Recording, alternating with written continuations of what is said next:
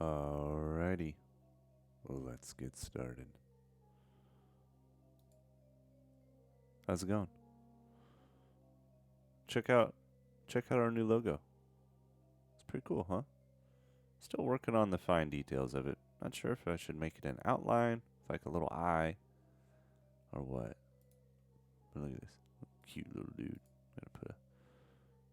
I'm gonna put that maybe right there, kind of like a fish. Maybe he has a little eye like that. Not quite sure about the eyeballs yet, but for now, he's just a bit dashing. I like it. Anyways, what are we doing today? Okay, let's see. So, we have been working on the event interaction while you're out doing activity. So, let's review the whole setup. The whole setup is you have some sort of IRL activity stream.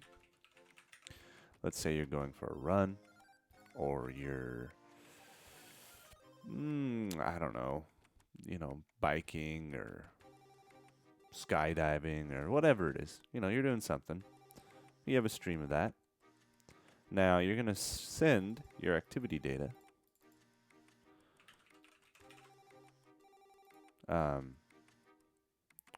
And you have a stream. And on top of that stream, you want to show the data from your exercise, right? So whether that's heart rate, distance run, pace, whatever you can think of. Pace, distance, etc., right? All these different metrics that you could have, and it could be customizable per activity. So you have these things you want to show on your stream. So how are you going to do that? Well, you're going to be working with our system here. We have essentially two key pieces of tech here. We have our overlay server, which is a Golang server that will get data from a Garmin watch, kind of make that data look nice, and then provide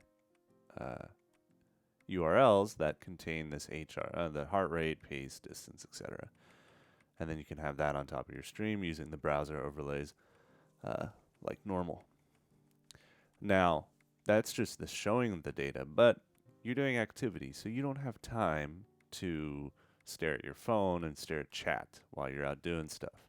So the other aspect of this is we have StreamerBot involved. Now, StreamerBot can listen for specific events. Let's say bits thrown, special messages, whatever those might be, tips or whatnot. Whenever this event occurs, it will communicate with the Garmin watch and say, hey, something has happened. You should be aware of it. The Garmin watch will then talk to a third piece of tech here, which will be the overlay app. Yes. That overlay app for now will get that message, read it out to you while you're doing your exercise, respond back with, and actually, no, this isn't a back and forth. Oh boy, how do I delete? Delete? Yes. And so on the Garmin watch, you can push a button to have it played to you. It's played over your Garmin app, your overlay app, and then just read to you in your headphones or whatnot. We then can, on the Garmin watch, approve or deny, and that will allow you to, control this. So if you approve, it'll inform the overlay server, oh, yes, we approve. Actually, this is wrong. And then the overlay server can then, inform StreamerBot, and StreamerBot can play the TTS or not. So that's kind of the flow of things. So yeah, that's what we're doing. So we've been working lately on kind of this interaction around interacting with the viewers, right?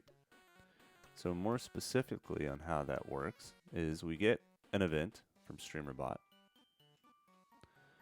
Okay, essentially it sends the I have a message to the server.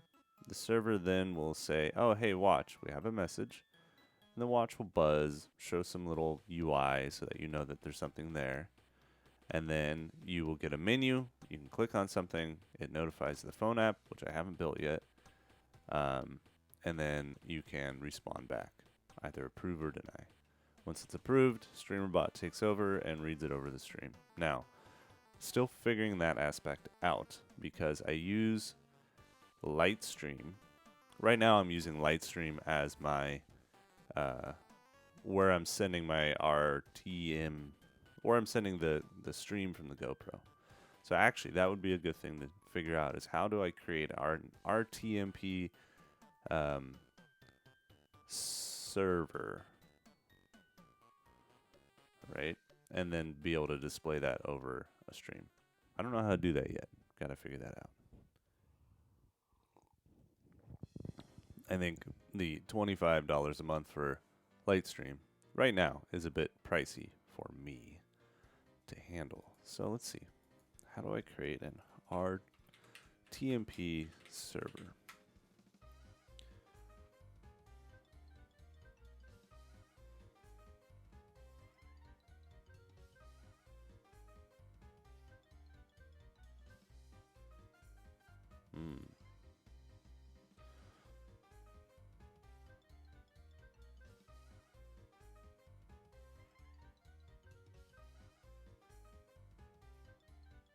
It's not really what I'm looking for. You know, we'll figure this part out later.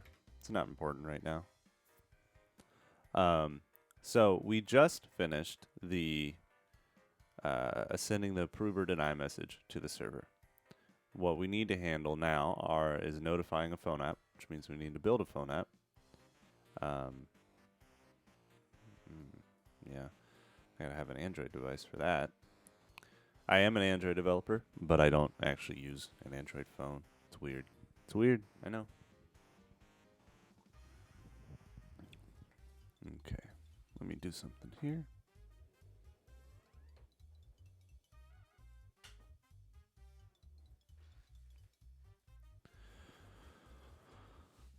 Okay.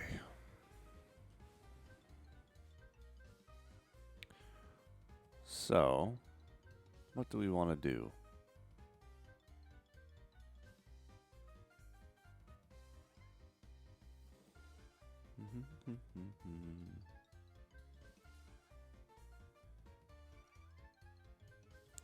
I think the best thing to do right now is to try to connect the Garmin watch with an overlay server. Okay? So what we're going to do is we're going to start up our overlay server. We're going to use ngrok to connect it. All right.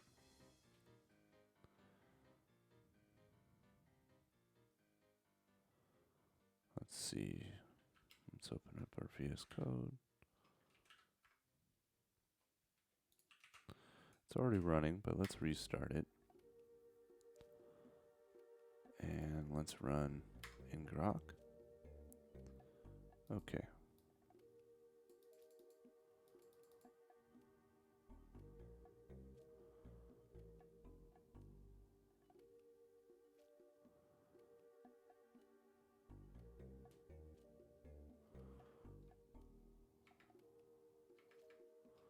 Let me go and get the URL. Copy link. So now what we're going to do is we're going to go to device secrets. Let's I'm going to obfuscate this for a second here. Right back.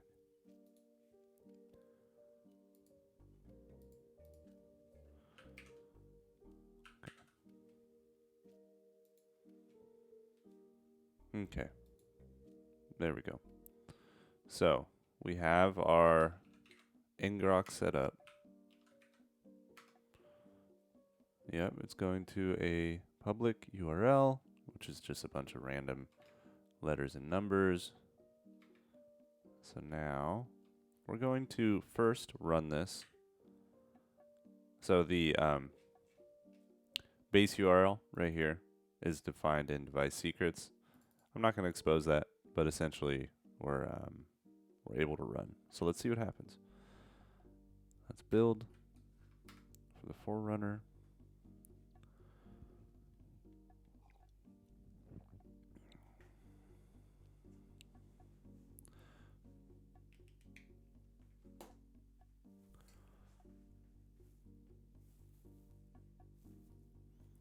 Now, I've had some issues with this before.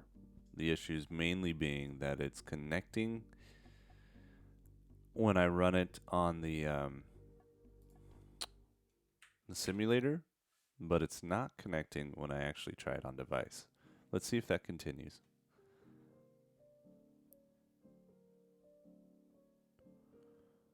All right, we're starting up. Now, when it starts hitting, we should see some logs being presented here. And I should also see some things. Okay, well, yeah, we have an issue with the URL. Let me fix that real quick. Right back.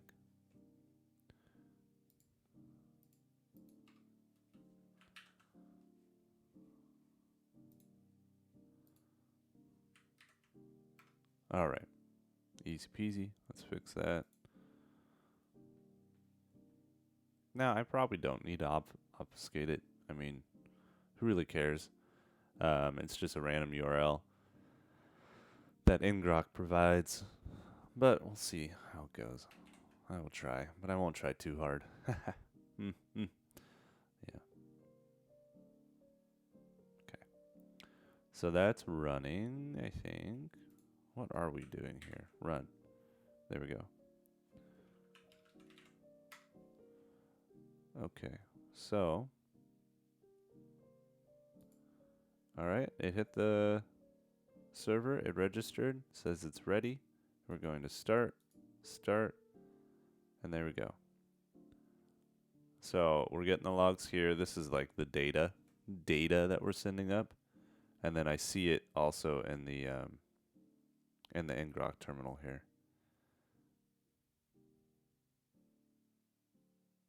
Cool.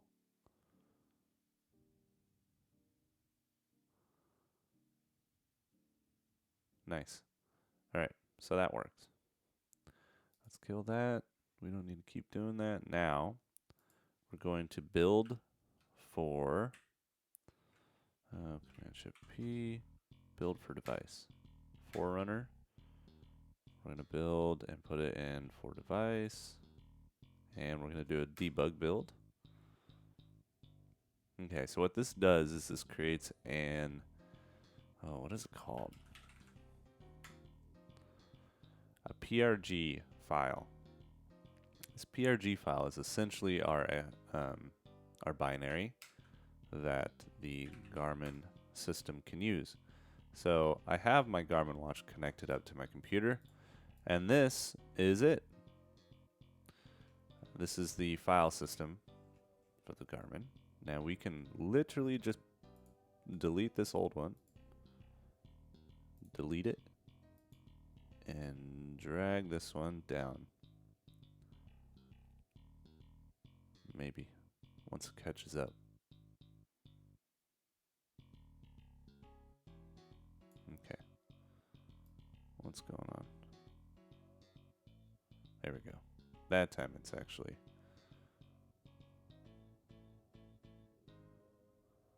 Okay, we copy it into the apps folder. Here it is. And we're good to go. Now, what we do is we can unplug the device. Okay, now this is going to be kind of hard to show, so we'll see how this goes.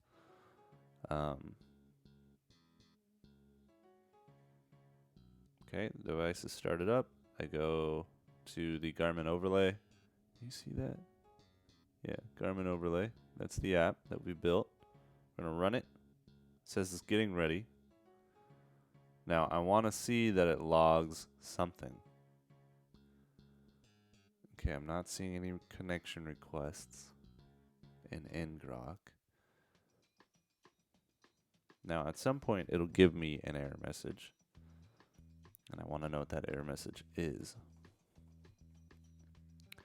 I have it designed to just show the error message when it receives one. So hopefully that works. If that doesn't work, I'm going to have to go open the logs and see what happened there.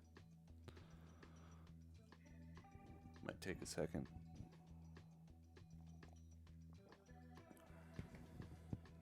Come on. I need this to work so that I can just get started. Just get started. While that's doing something, or nothing, who knows. I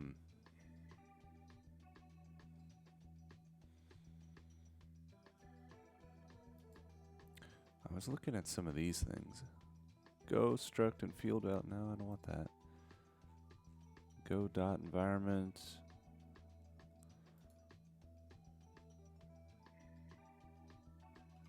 Oh, never mind. Doesn't matter. Okay, it's not showing me anything.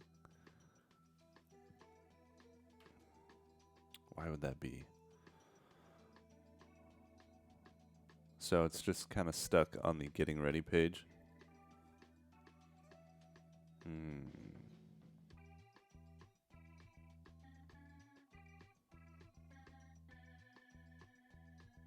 Okay. What we're going to do is we're going to back out of it. We're going to connect it up. Now we have a special tool. Let's hope it worked.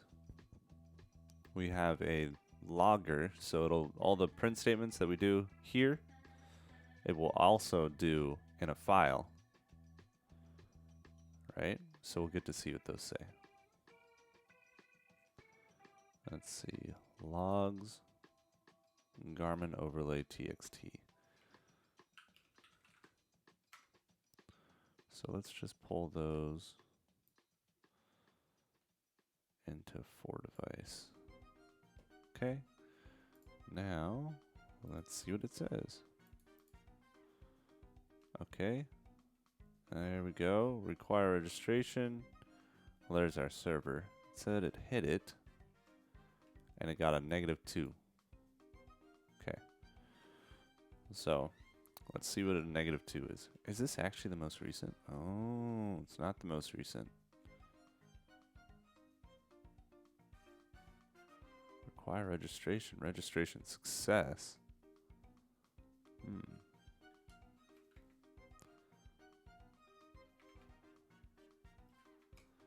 Registrations. Holy shit.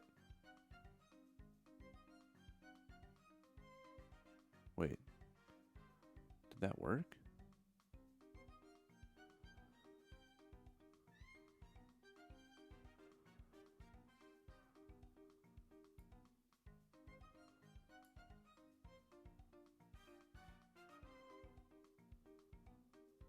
No. That's the registration from the Shirley. Alright, what we're going to do, delete it all, so I know. I'm going to go to file transfer. I'm going to delete this. Delete. Let's go to Finder. We're going to copy it back in. We're going to give ourselves a fresh environment. Okay, we have our Garmin overlay.txt in there. It's empty. Let's try this again.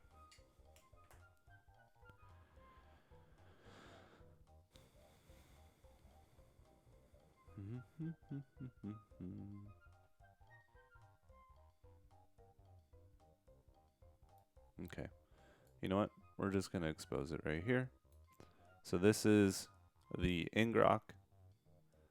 You know, essentially it is created a URL that it's forwarding localhost 3000 to. Now, these are the logs. I believe all these were from the simulator, but I want to see similar logs pop up. Okay, we're going to go down to our Garmin overlay. Okay, it's getting ready. I want to see a new log pop up here.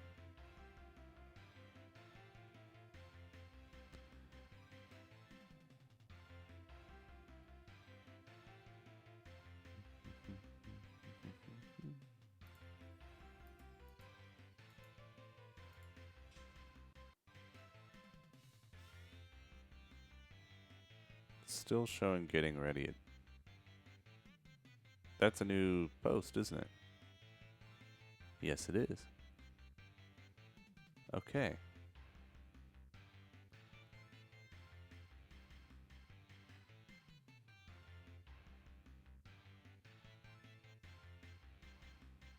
Did that work?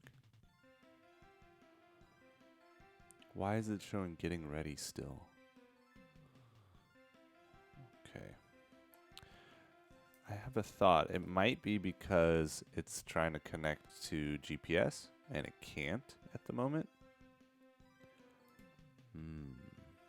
Let's see. So this is our init view.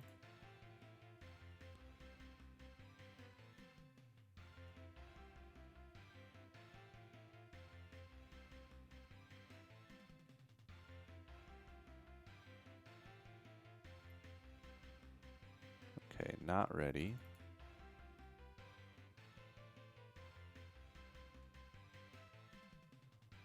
Status not ready. True. Is ready is set there. Toggle status. Alright, so registration complete is equal to true. GPS ready. Toggle status.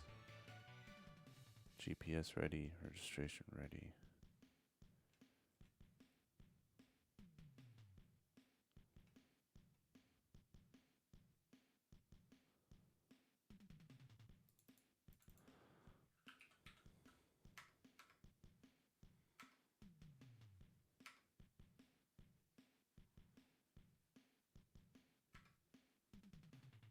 Still showing getting ready. Okay, what did I do here? This seems wrong. Seems like something's wrong. So, we toggle our status, GPS ready. I mean, really, this should be GPS.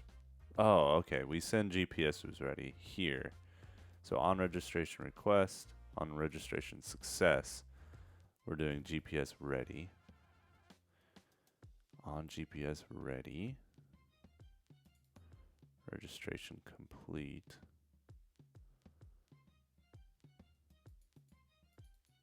That would be set to true. When is on GPS ready called? That's called in the init delegate. And we are calling, so here we check if the info accuracy is quality good.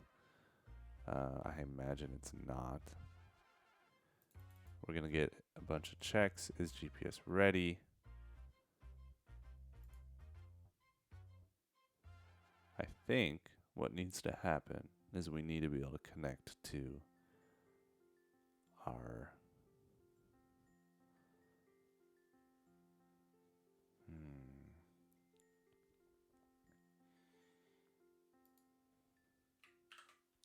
what I'm going to do here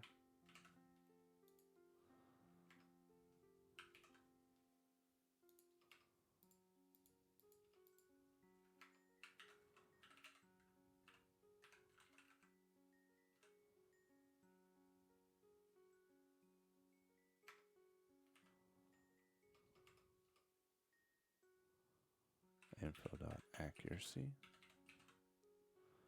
Yeah, it's got to be that.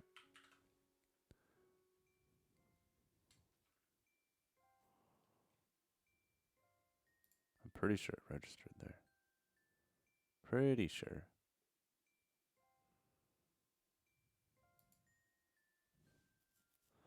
Okay, let's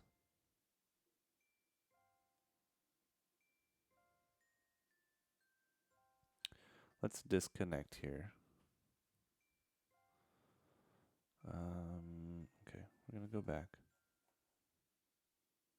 So we've gone back on the Garmin app, and we're going to go, and we're going to connect it up and see what the logs tell me. Now, it's only going to be reading is GPS ready.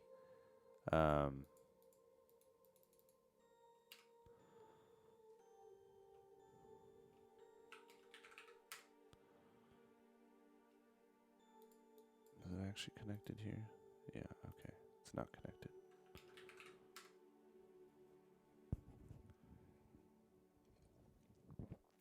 All right.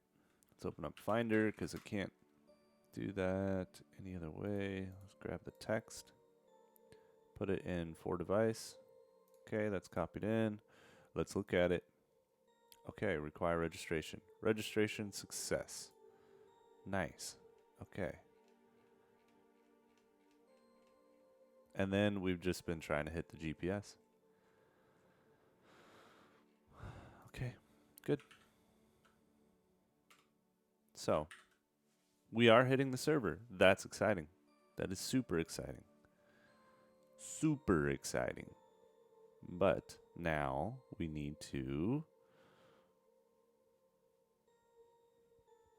What do we need to do? I want to see... Actually, let's go to our browser here. And let's go to the documentation.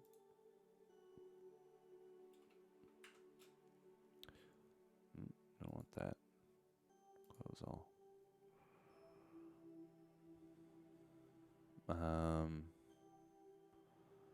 Okay, network requested. So we didn't get any errors. That's good.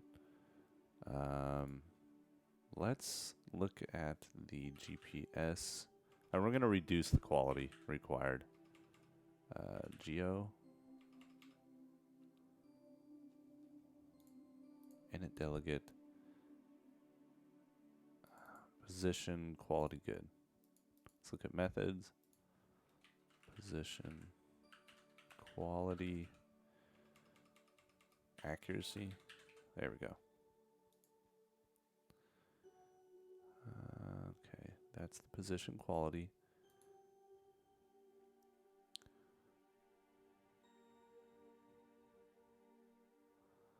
So we're looking for quality good.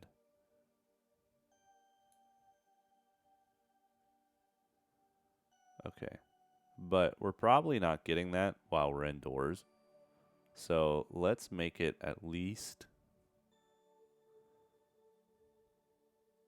quality poor for right now. Let's add a to-do. Make this better for actual use.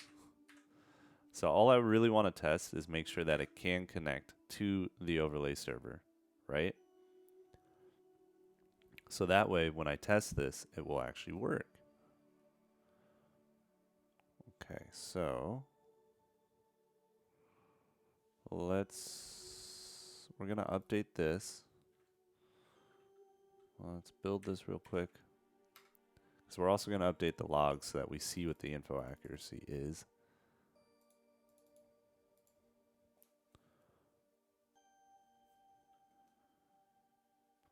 Oh, we got an error. Undefined accuracy detected. Oh, accuracy.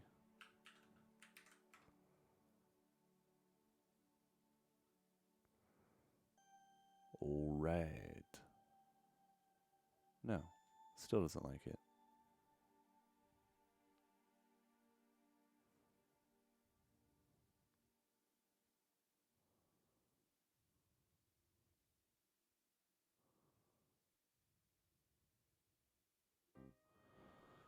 Invalid. Position quality passed as parameter 1 of type polynull. Oh, I probably needed a string.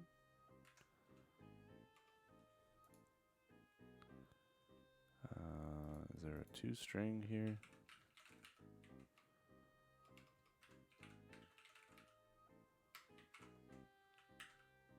Let's see.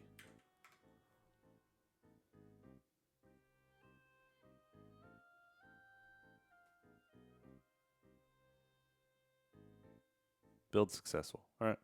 So let's build for device, forerunner. We're going to do it here. Debug.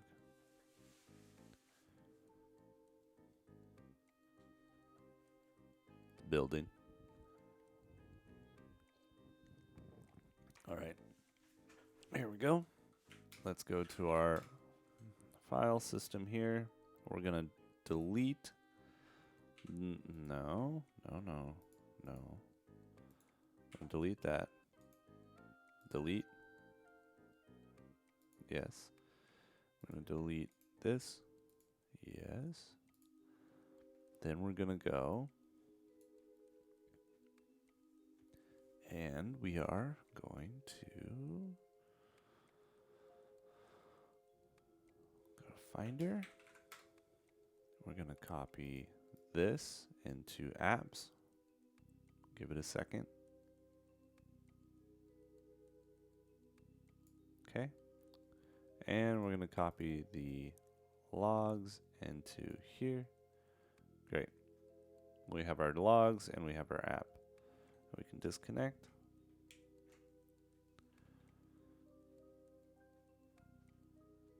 Okay. Oh, loading maps. Loading maps. Okay, here we go. Garmin overlay, getting ready.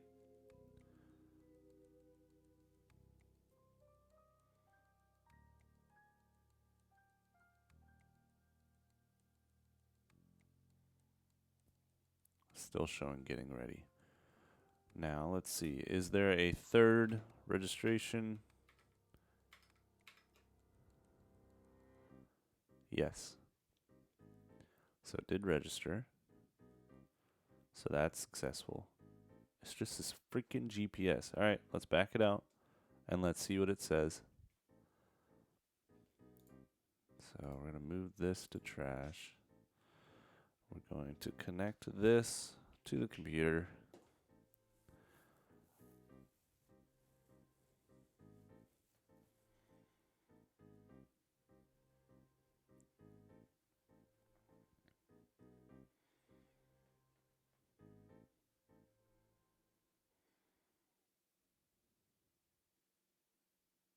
Okay. Then let's copy our Garmin overlay txt into for device. There it is. Let's open it. Is GPS ready? 0. 0, 0, 0, 0, 0. Okay. So we successfully registered, which is really all I wanted to make sure it could do, which was hit that endpoint. And we've confirmed that. So we probably don't need to keep this going.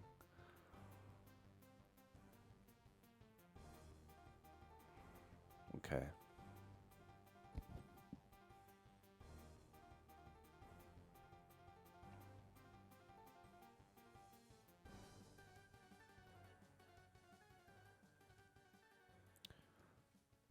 Zero. What is 0 map to? 0 maps to not available.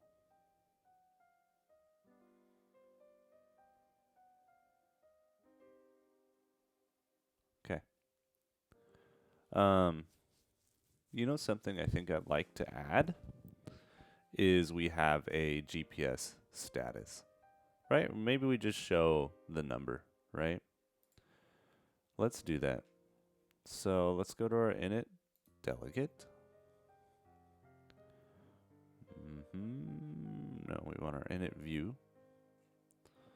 And how are we doing this? Find drawable by ID.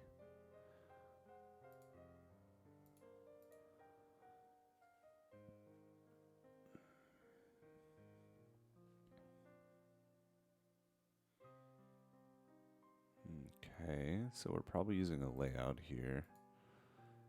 Yes.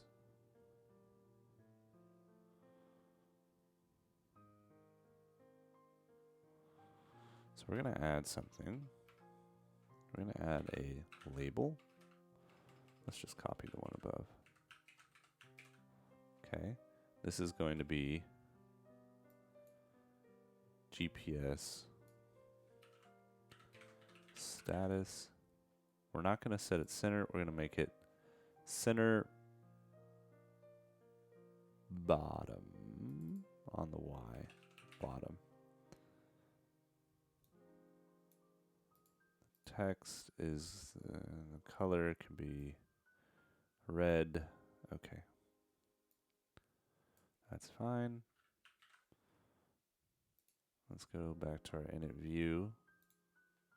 And here we're going to create a var status GPS status, which is equal to view dot find drawable by ID. The ID is GPS. What is it? GPS underscore status as a watch UI dot text. Okay.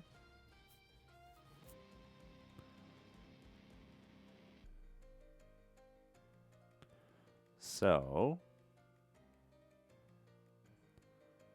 I'm actually just going to let it directly access that. Well, maybe I shouldn't. On GPS ready, and we'll put the value.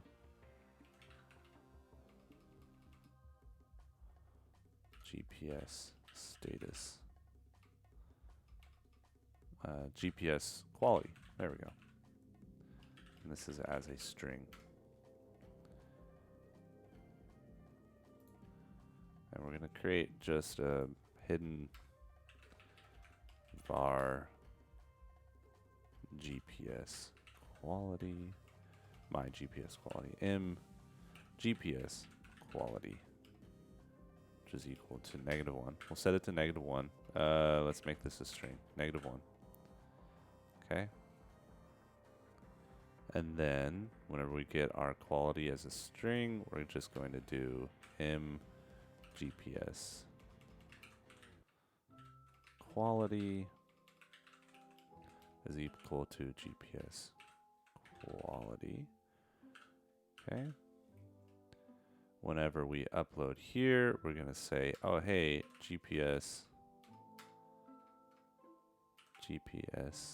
status is equal to set text.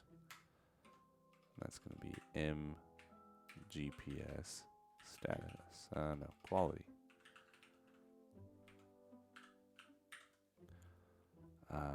And this should always be visible. GPS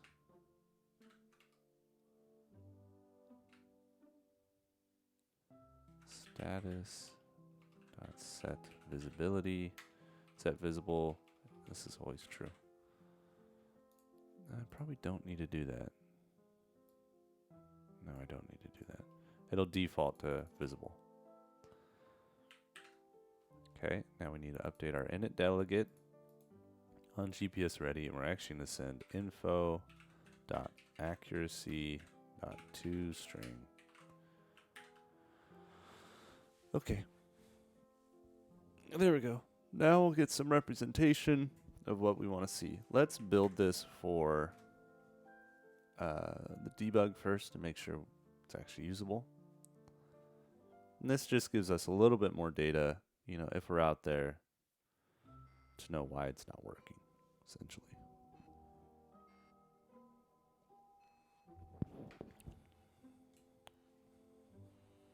Okay, so once we get this working, we can confirm that it's going to send up data, regardless of like how accurate it is. Then we're in a good spot. Then we can actually do these streams. Granted, we still have to build out the streamer interactions, right? It built successfully. Let's run it. I said, let's run it.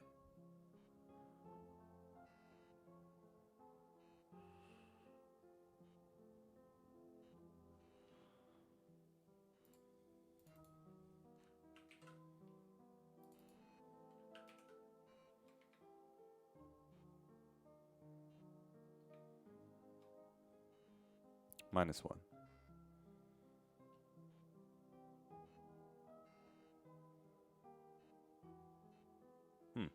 That's interesting. It's just returning. It's returning 4, but we're not showing it as 4. Son of a bitch. What's going on here?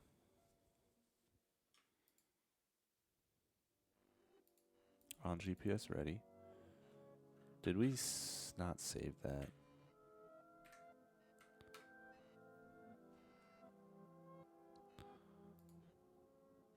And we actually need to make this greater or equal to quality not available. Build a, no, need to save it, then build it.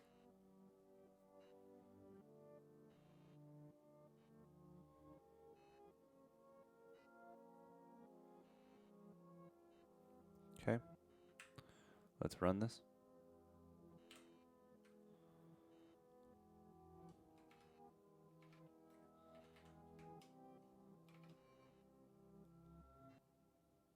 Okay.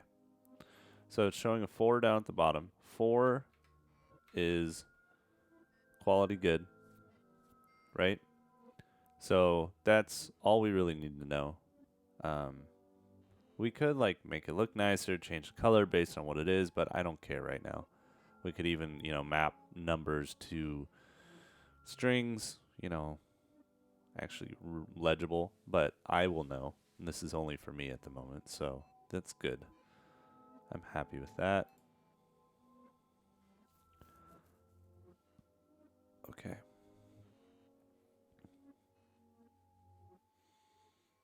So let's kill the simulator.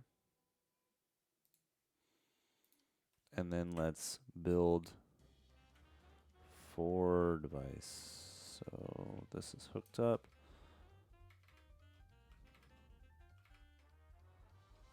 Okay. And Shift P, build for device, 945. Yes. Debug. Okay, that's building. While that's building, let's delete that. Yep. And I'm going to delete this as well. Okay, let's go here. A, V, save. And we're going to copy both in. All right, let's go to our Finder. And let's go to our Android thing. We're going to copy this down into apps.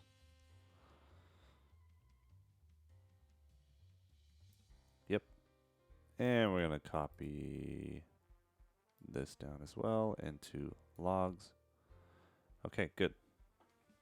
Now, we should get a visual representation, and we shouldn't block on the quality not being there. Let's pull up ngrok so we know when the connections have happened. Okay. 4 registrations. The 4th registration is from the last simulator. Okay, Garmin overlay. Here we go. Getting ready. It's showing me a -1. It's at a 0, but we're saying ready. So you can see that. Kind of hard to see. Okay, we're going to begin activity. Now we should be seeing a lot of, yes, here it is. This is the data being shared from my device.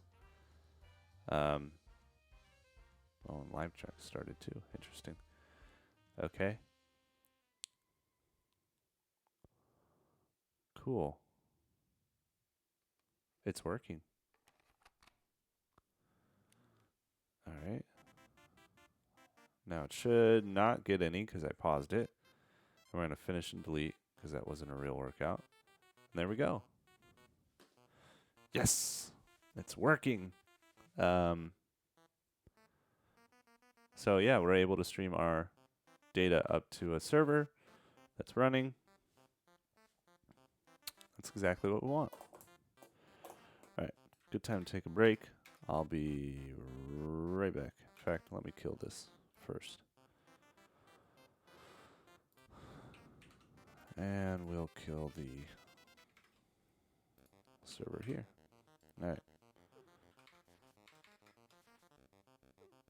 I'll be right back.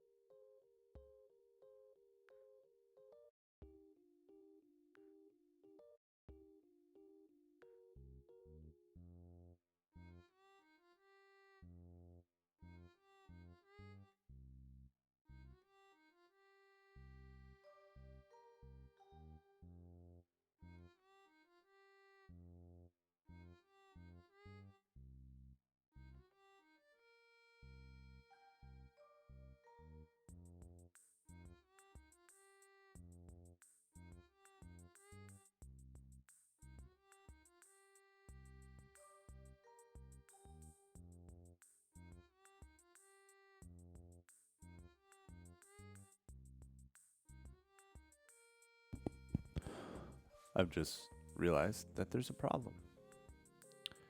There is a problem.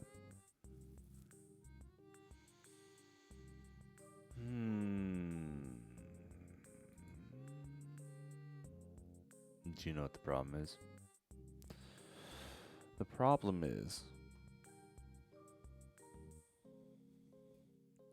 that I have an Android device. No, I have an iOS device. Excuse me.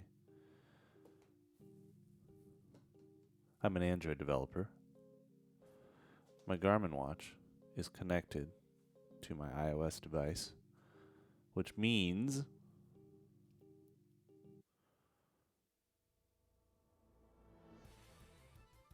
developing this is going to be difficult.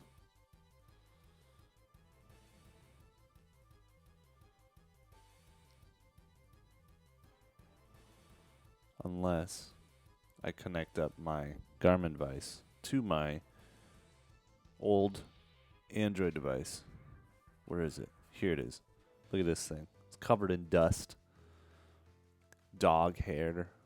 Maybe that's cat hair. It's an old Pixel. I don't even know what it is. Look at this thing. Has a crack in the corner. Should probably get a new test device. Okay. I gotta charge this thing up. And then I can hopefully connect up the Garmin app to it and develop for it. Hopefully it's not too old, but that won't work. And then should be able to use that. Okay. But in the meantime, I'm thinking now that we have all of the server stuff kind of sorted, not all of it, but I mean enough so that we can start using it, it's time to build out the Android application. Now, here's the question. Do we want to? Let's see. You know what? Maybe I could build out the iOS app too. Let's see. Let's see how it goes. God, I just don't want to. I just don't want to. But that's okay. Let's see where the state of Kotlin multi-platform is. Kotlin multi-platform. Okay. Yep, Kotlin multi-platform. And let's see here. We want platforms native. Kotlin native is technology native binaries which can run on without a virtual machine. Targeted platforms, Mac OS, iOS. Yes. Yes, and Windows, interestingly enough. Okay, but what I want to know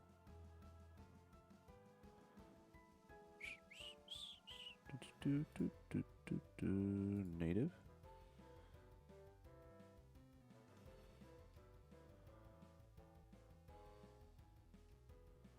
Okay, we got to do some searching here.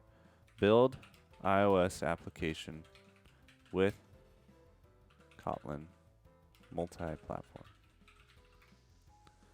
Are we in a state where it can handle that?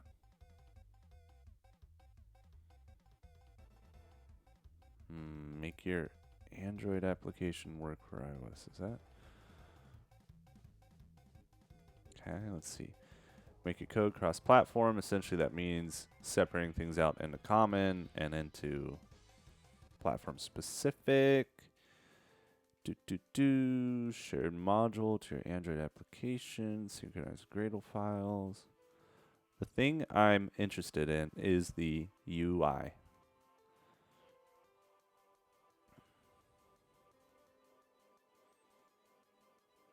Because we're not making a complicated iOS app, right?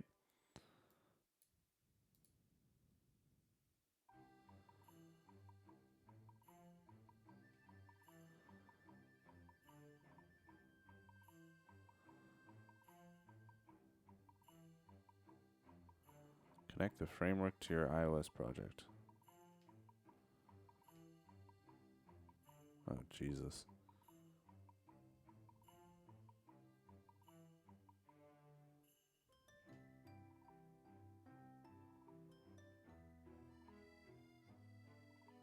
Yeah, but they still want you building out the Swift UI.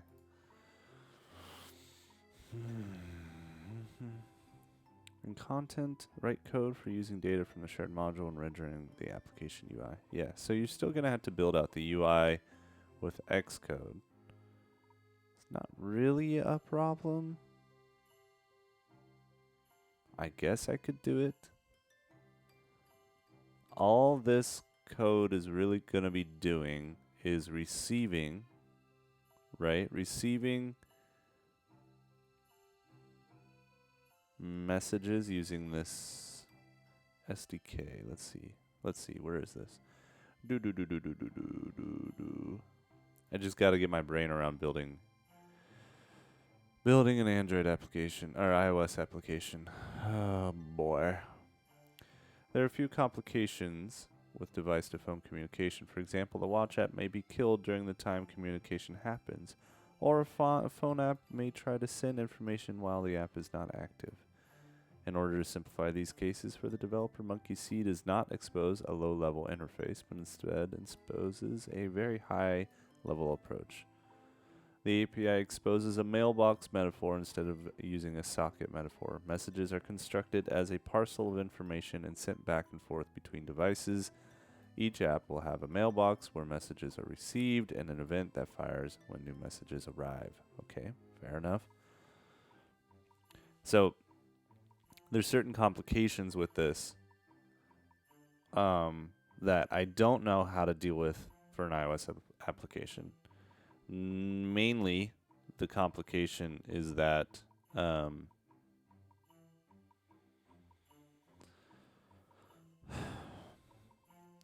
this app will have to be running in the background, right? So an app running in the background needs to have special permissions, and it's quite complicated on Android to do it. And I have no idea what is required for iOS. So that's a slight complication. Unless we have the app open and running.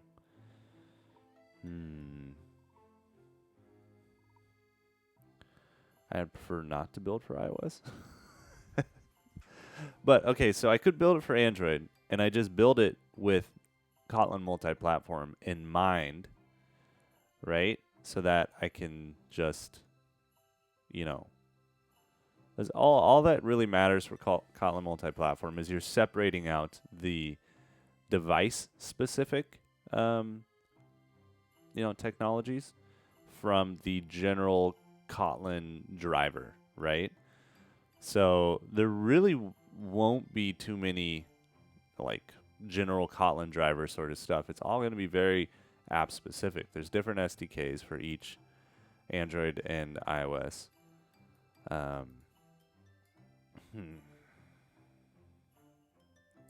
So I think I'm just going to build it for Android, have it run on this test device here, which let's even see.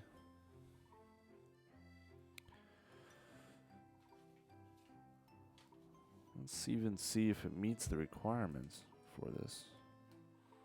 Let's see, we're going to disconnect that. We're moving cables around. Connect that. Disconnect that. Connect that. Okay, it's at 0% battery. We're going to start charging the sucker. For the time being, let's research how this might actually work.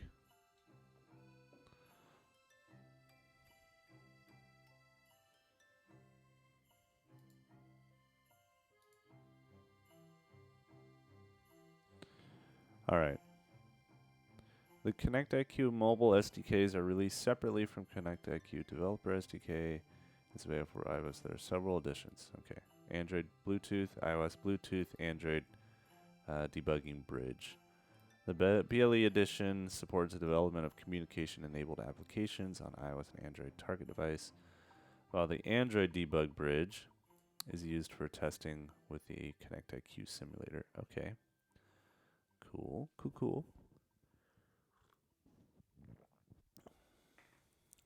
Well, let's go to this site.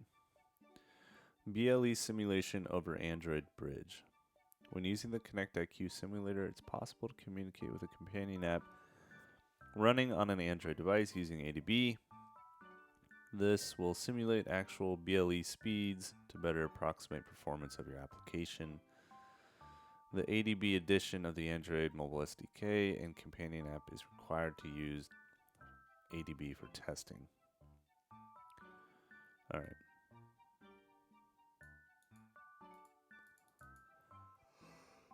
Okay. So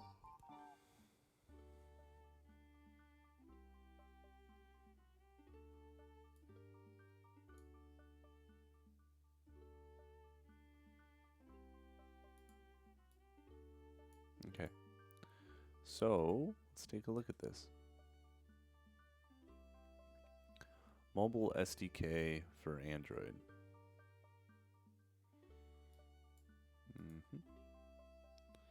Additional requirements.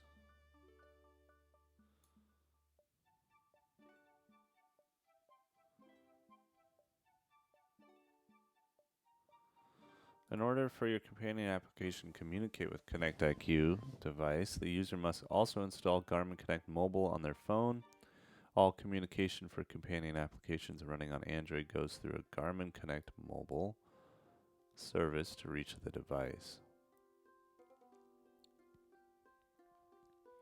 When initializing the SDK with a wireless connection type, this requirement is checked and initialization will fail if the Garmin Connect Mobile is not installed. If true, is passed to the auto UI parameter of initialize, a message is displayed to the user that they need to either install or upgrade Garmin Connect Mobile.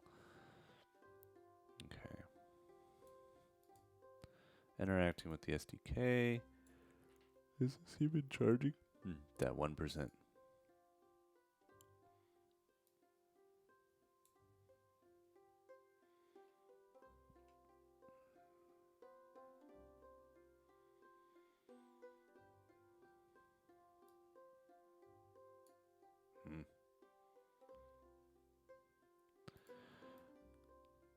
It's Java. That might be a problem. This, well, it won't be a problem. Won't be a problem. Won't be a problem.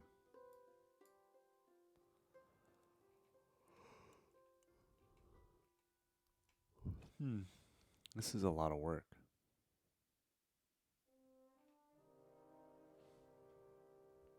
Maybe.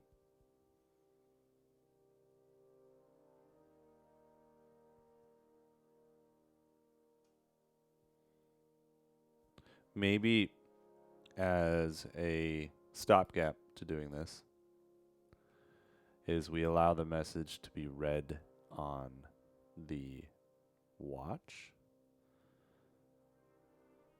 Yeah, that's definitely an option we can put in there. What, how do we do that? Let's go to core topics. I need like a scrolling text. Scrolling text. Actually, let's go here. Let's go to, let's see, scrolling. Text. Text area, text picker delegate. Let's look at text area.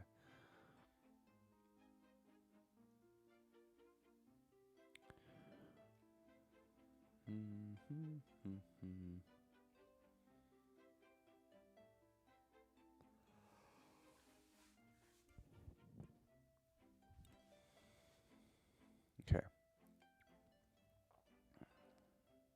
Action menu, bitmap, button, click event.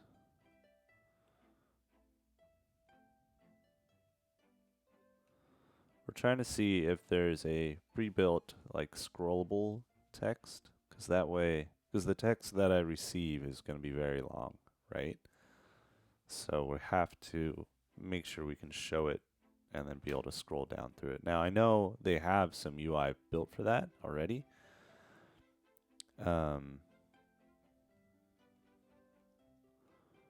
But you know how they do it, I have no idea. Okay, I'm not seeing it. So it's time for the Garmin helpline. Scrollable text. Right way to handle scrollable content. Let's assume I have a text field shown on a watch, but the content in the text field makes it bigger, blah, blah, blah.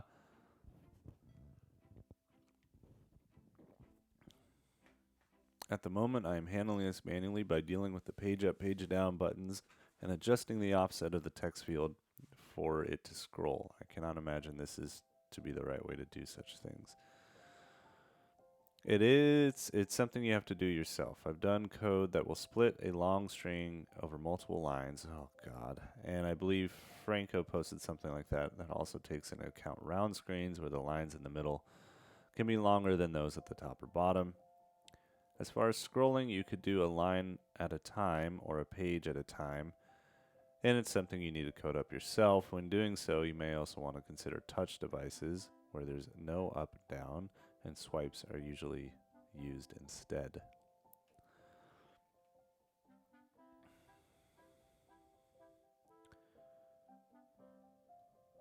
Okay, maybe there's something here.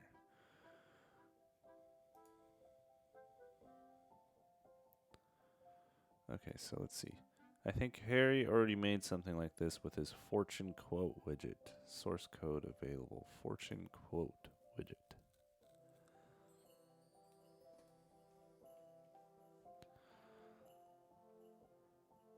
This guy's name is Peter, not Harry.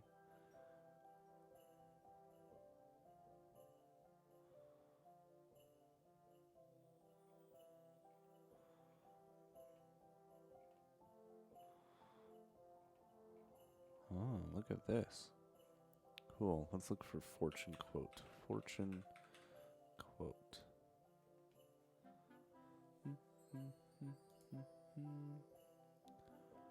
All right. Let's see. What do you have for me, dude? Wait. When did you update this last? 7 months ago? Whoa. Nice job. All right. Message view. Maybe quote view.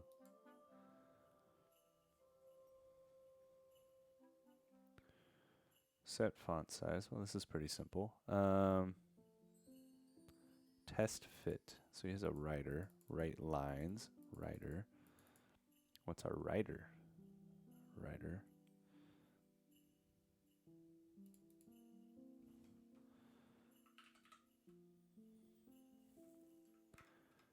I guess we're supposed to just know what the writer is. How do you access that, dude? Wrap text. Wrap text so lines will fit on the screen. Well, that's exactly what I want. So we initialize, we get our device settings, we get our screen width, our screen height, our screen shape. We get our part number for some reason. We have, wow, okay. So apparently these part numbers are semi-octagons, okay? Write the text in lines, fit on the screen.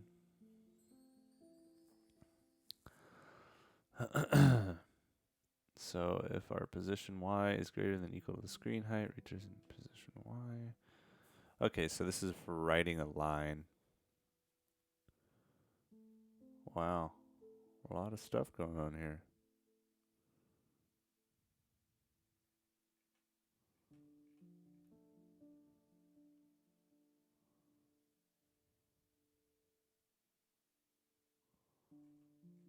Cool.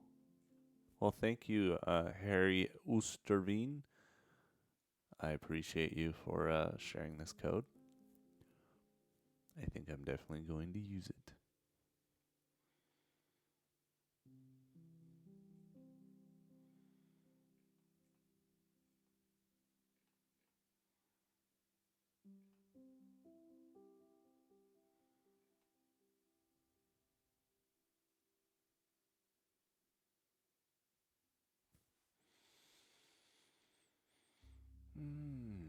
Okay.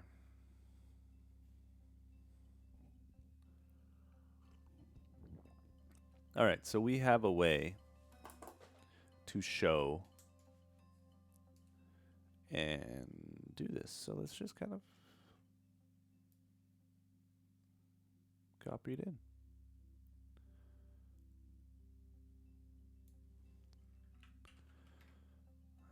Let's go here. Okay, so now we're going to create a new file.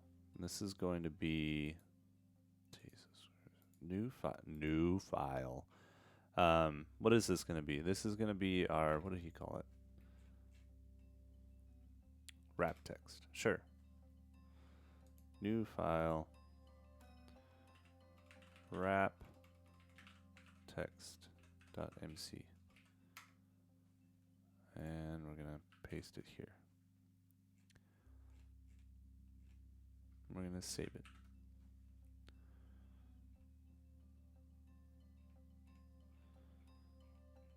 Okay.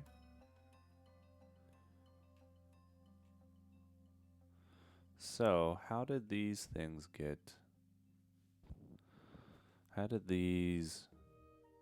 called? So they're available. Draw text, word split.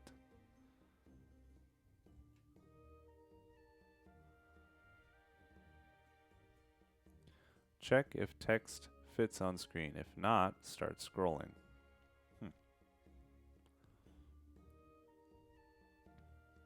So this will auto scroll.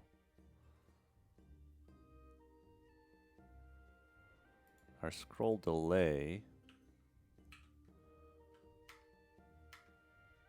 is 5 seconds. Okay.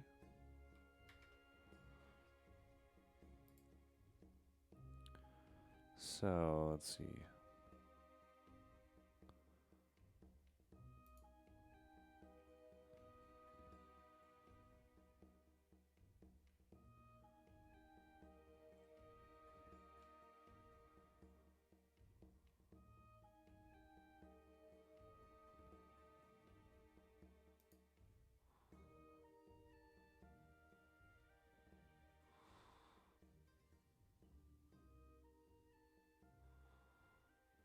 Let's look at our quote delegate. Okay. What is this writer? Is this something that's defined in the app itself? Quote app. Let's see. Yes, it is. Var writer is equal to wrap text. Okay. Then we have a reader. Quote reader. Let's see what that is. Quote reader.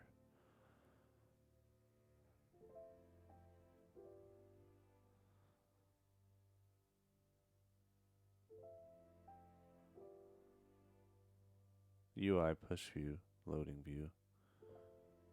Okay, that must be the first page.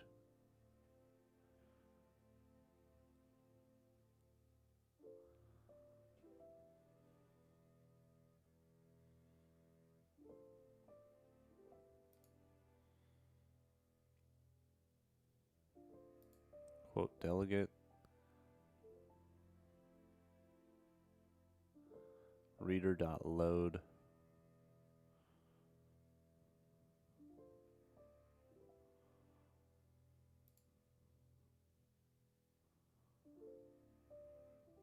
So we push the loading view, and then we read from the RSS. Loading view just shows a progress bar.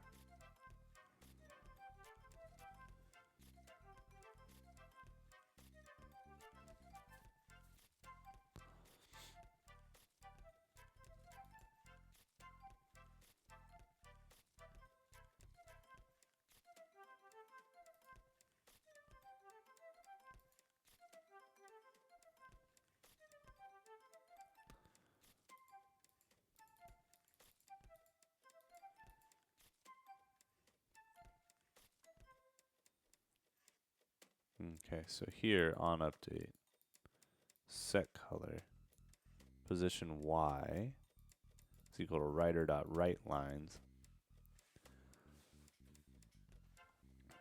at position 0, reader.quote. Now, I imagine the reader.quote is actually just quote reader.quote.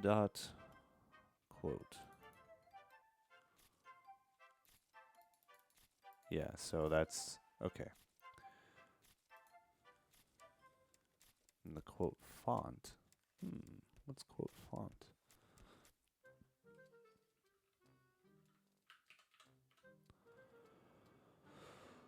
Set font size.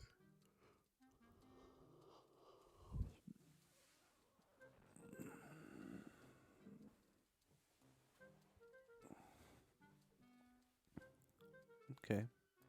So let's we're gonna take aspects of this to kind of build out what we want to build out.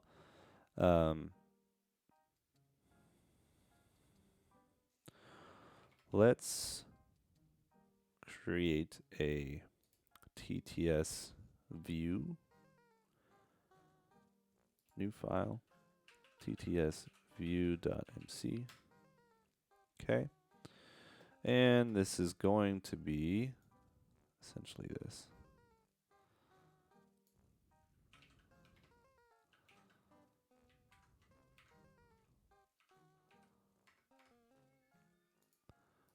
This is going to be TTS view. Okay. Extends UI.view. It's going to have reference to the writer. Var writer, which is equal to, and our initialize, no, function initialize. Function initialize,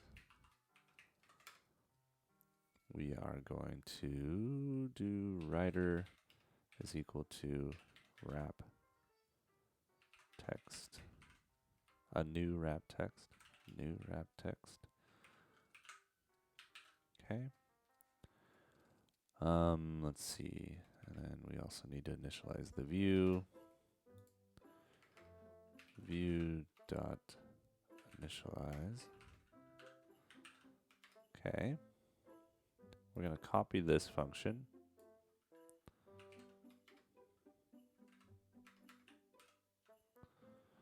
And all this should really be tabbed. Tab. Okay.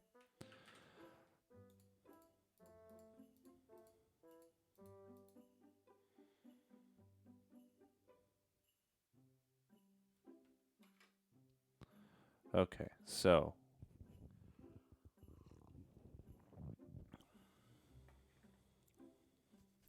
is set font size called somewhere? I don't see it called anywhere. It is called there in the on layout. Okay, let's create a new function. Function on layout. Now this overrides the built-in on layout of the UI.view.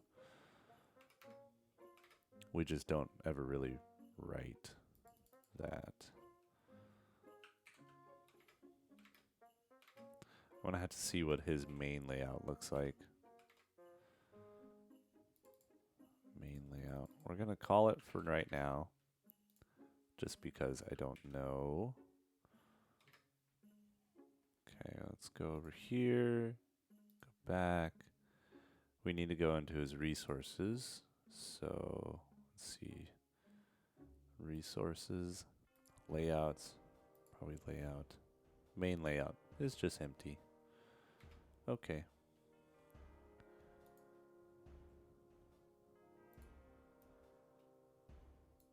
He just has it empty.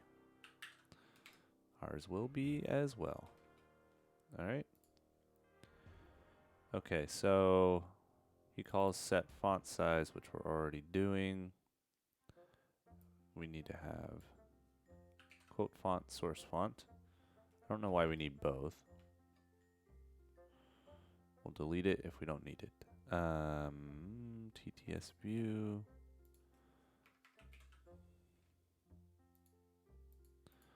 I swear. You don't realize how nice it is to have auto formatting until you don't have it anymore. Okay.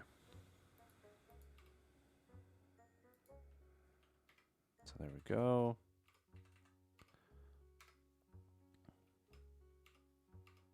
Okay, so we have our set font size. That's good. Let's tab this stuff because that's looks annoying.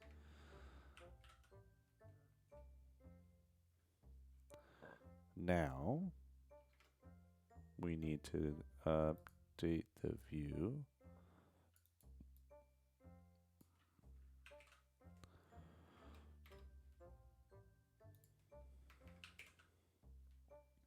Okay, let's see. On update. We're calling on update for the view. Okay. We're doing a position Y is equal to 0. We're setting the color and the background.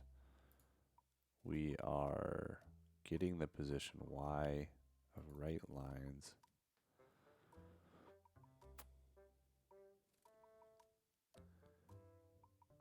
Okay.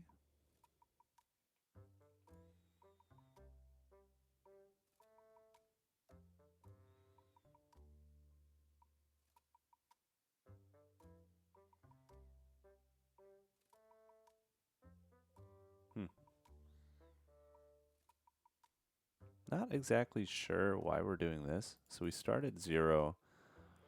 Our position Y is at 0, which I believe is the top of the screen. We'll move down. So we pass in 0.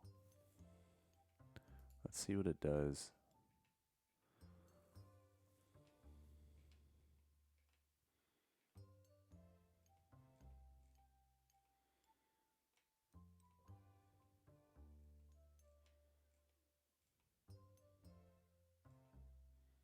Right lines.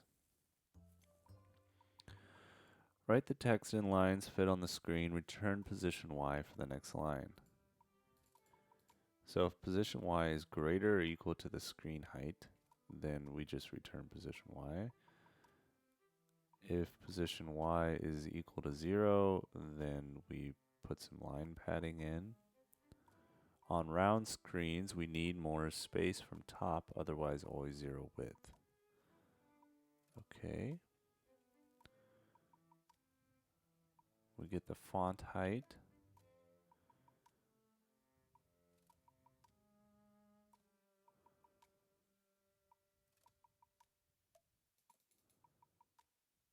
Okay, we get the width.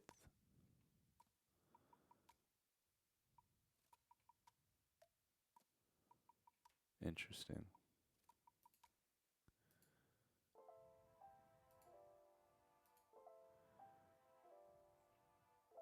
Okay.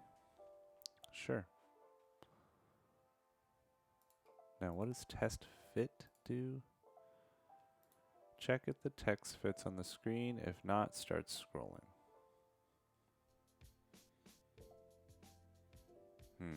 I see.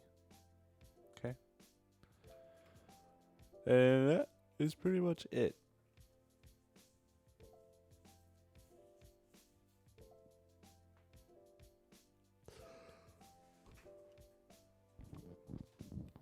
So, sorry. The interesting thing is that we actually call this twice. Write lines twice. Write lines with the reader.quote and the reader source. What is the difference?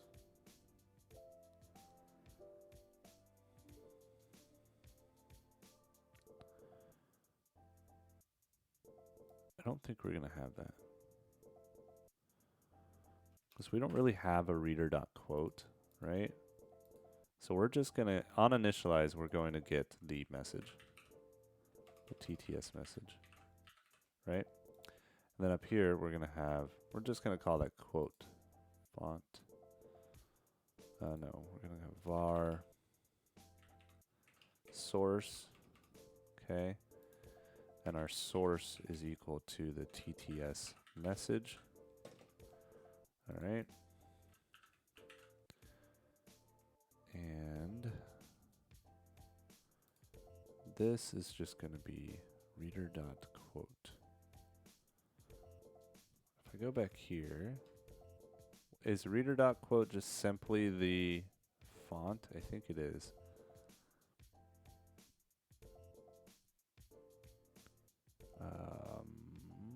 Back one more.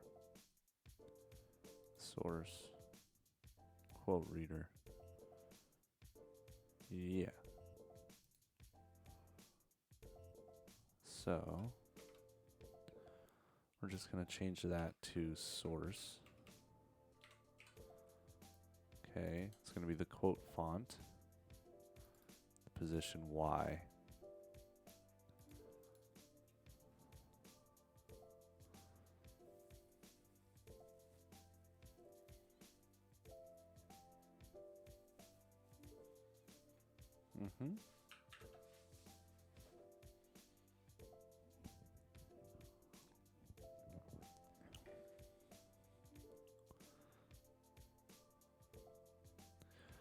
Okay, so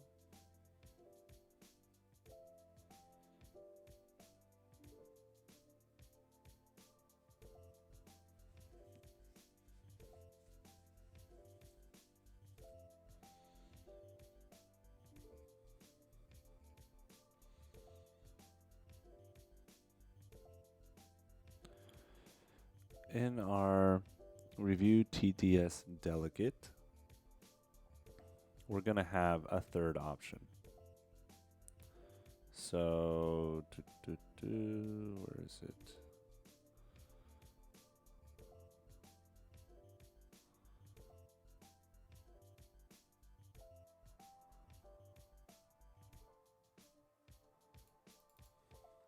Who calls you?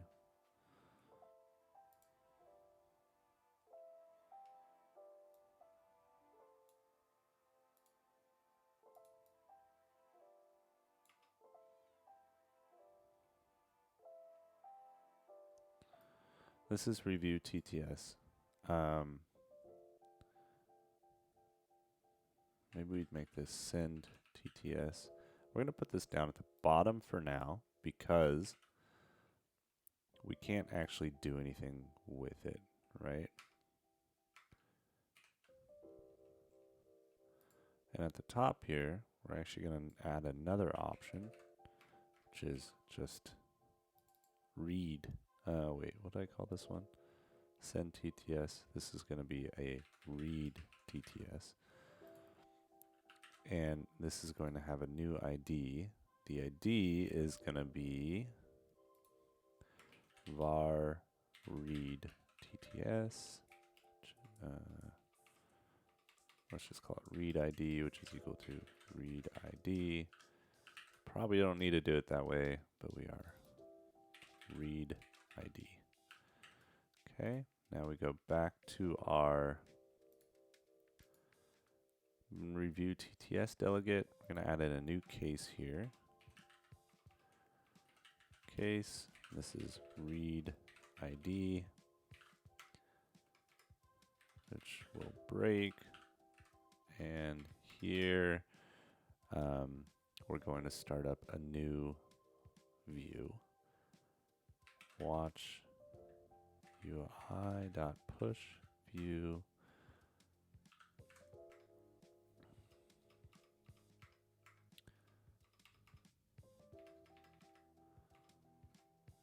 View is equal to TTS view new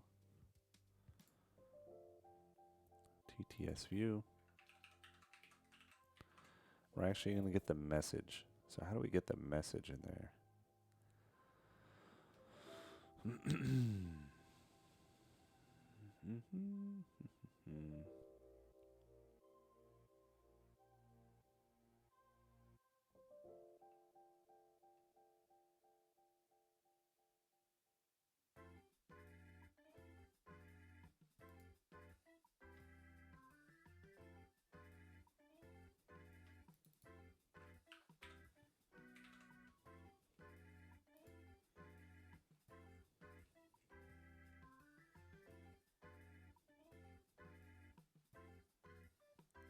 has TTS request, open TTS menu.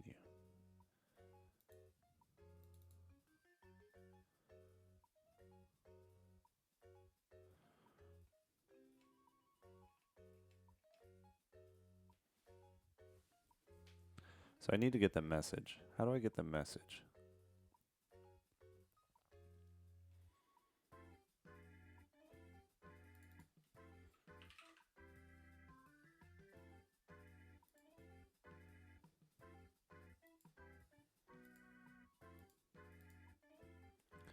Should probably just save that TTS somewhere. Do I?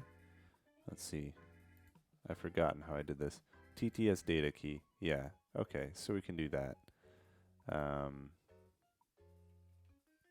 Let's search for the usage of TTS data key just so that I can remember. Okay, we set the value. And then we're also going to get the value. So let's just copy this. Okay.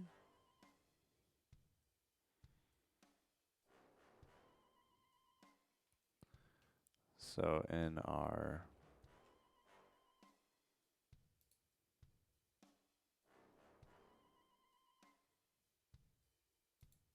we're going to make this simple.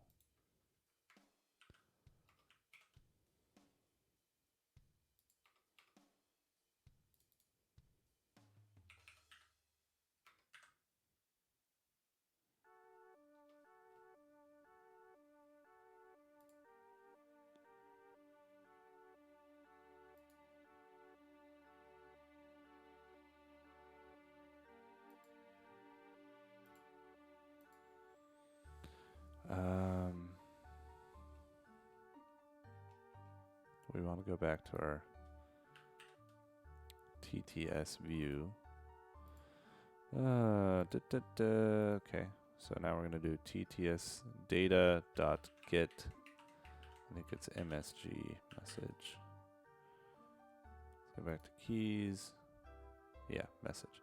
Okay, so the message is there. Okay, so we have the message, and we're going to pass that in. And that should just work, right? Let's make sure that we are pushing that view. We don't actually have a delegate. Do we have a delegate? I don't think so.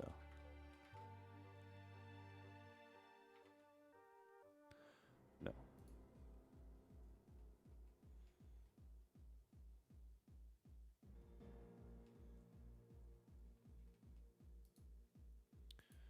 Okay, so our push view is going to be that view. Var TTS view. TTS view. This is null. And this is slide immediate.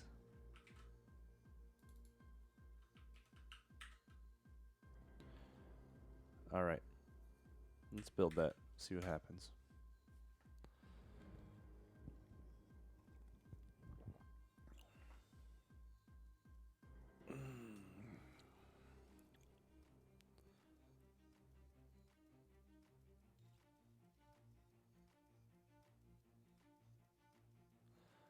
I think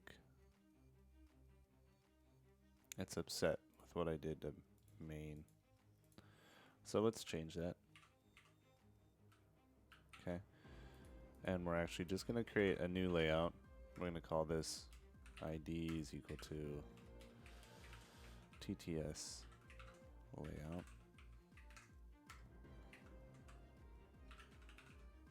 No autocomplete here. Okay. Let's go to TTS view and set this to TTS layout.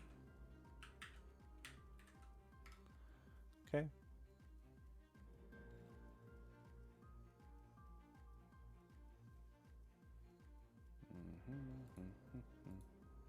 Watch UI expected. Expecting a semicolon. Yes, it deserves a semicolon.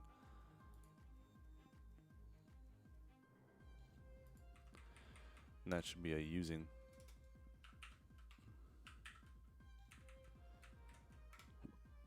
Excuse me. You know what I want to do? I want to change the color in here. It's such a boring color. Let's make it green. Let's make it like a really awesome green. Getting distracted, but I want to do this. Let's see.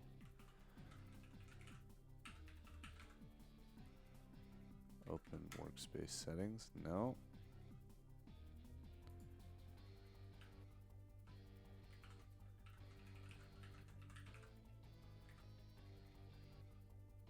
Default settings? No.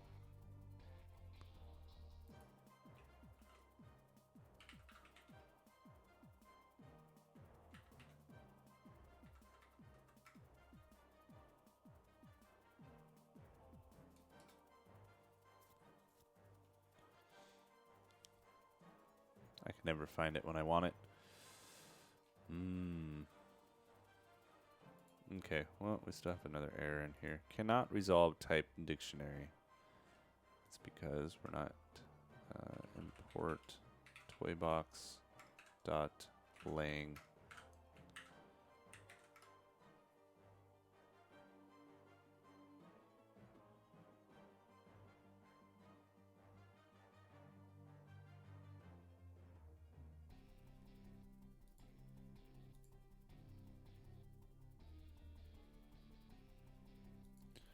Oh, did I say this needed something? Yeah, it doesn't need anything.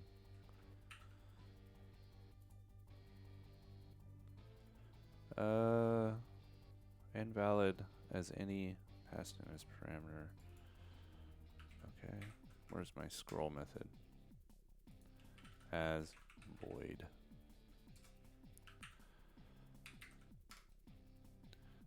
I don't know. There must be a setting in my for my Garmin build process that tells it that it needs to be strongly typed, which I expect the old code didn't have that requirement.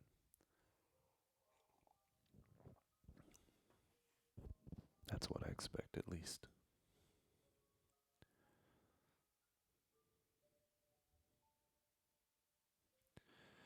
I saw this cool thing on Steam, this cool game that I want to play, but you know why I can't play it?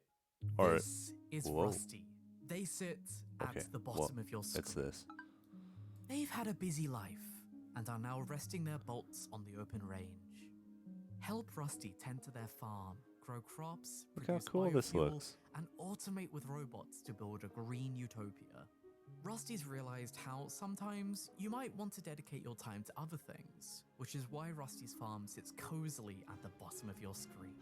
Heck, we're even tending to the farm as we're writing this script. Well, look at that. We have some helper bots. Regardless, I want to play it, but you know why I can't? Do you know why I can't? I'll show you why I can't. Oh my gosh, maybe. Maybe I'll show you. Maybe I won't. I can't because it only works on an Intel Mac. And I have a M1. Anyways. Okay, so build successful. Oh shit. Is this gonna work? Is this gonna work? Let's see.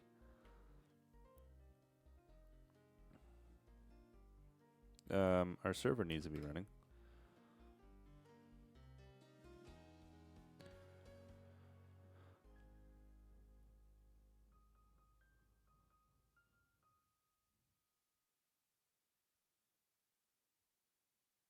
What's going on here?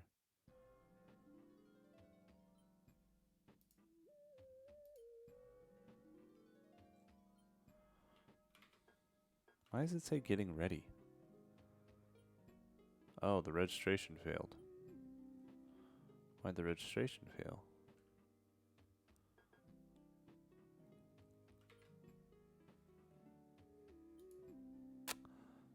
Because it's not hitting the right thing. This needs to be localhost 3000.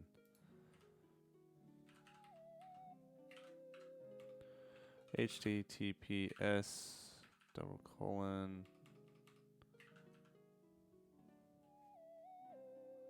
this. We need this. C.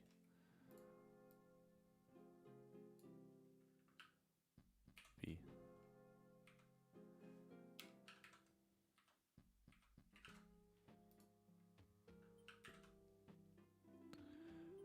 And then in our simulator, we actually need to turn off the HTTPS stuff, but we'll do that in a second. Let's build this.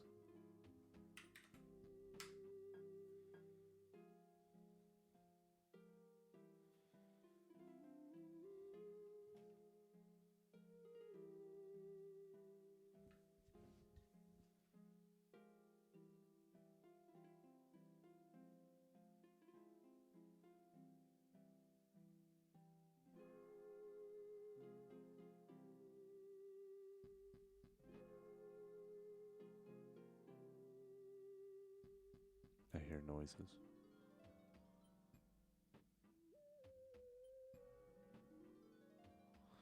I think they're noises I can ignore.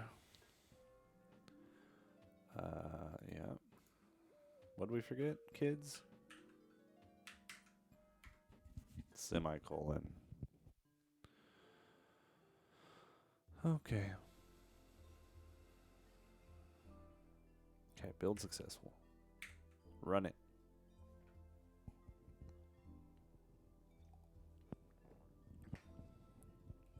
It might not work because we need to turn off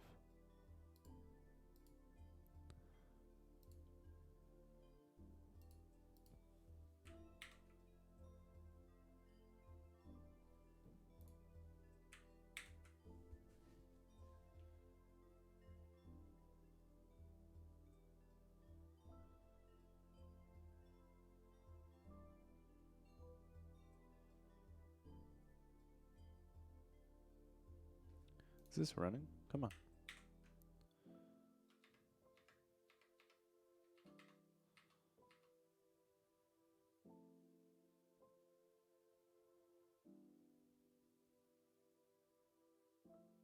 What?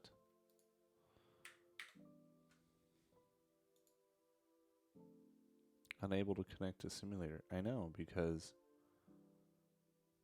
run without debugging. You need to start the simulator. There you go.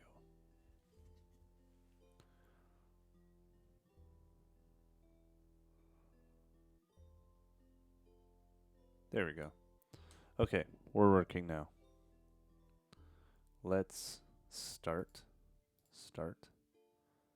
Okay, we got a message. Now we push back. We're gonna read TTS. Hello, you. Look at that. And we hit back. Okay, so now let's find hello, you. And let's make this really long. Something about something that seemed important a while ago. It has something to do with something, including stuff that others would be interested in, but not limited to anything useful. This really makes no sense at all. But who gives a poo? Okay, good. That's a good message.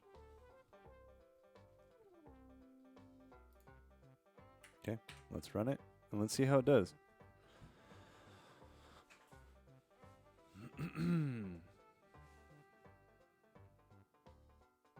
It's ready. Start activity. Hey, we received a message. Let's read it. Hello, you. Something about something that seemed important a while ago. It has something to do with something. What? So with something including stuff that others would be interested in, but not anything. Oh boy. Useful. This really makes no sense at all. Okay, this is great. This is great. But the whole scrolling thing. But who gives a poo poo? Perfect. So this does like an auto scroll. It's a little jarring, but we can turn off the auto scroll and have it be controlled by the up and down buttons, I think. Definitely. Okay, so let's kill this. But we have scrolling text. Thank you so much, Harry Oosterveen. You're a wonderful man. You're wonderful. And we will keep the, obviously we're going to keep all the copyright and stuff.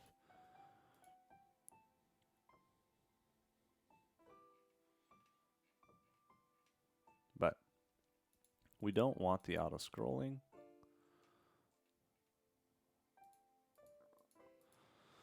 So timer is equal no and overflow.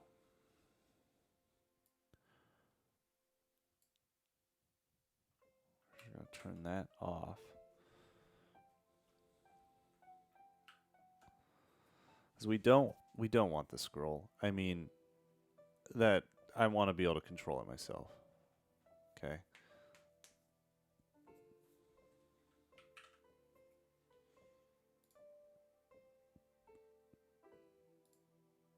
Okay. It's almost 5 o'clock. Gonna take a quick break here.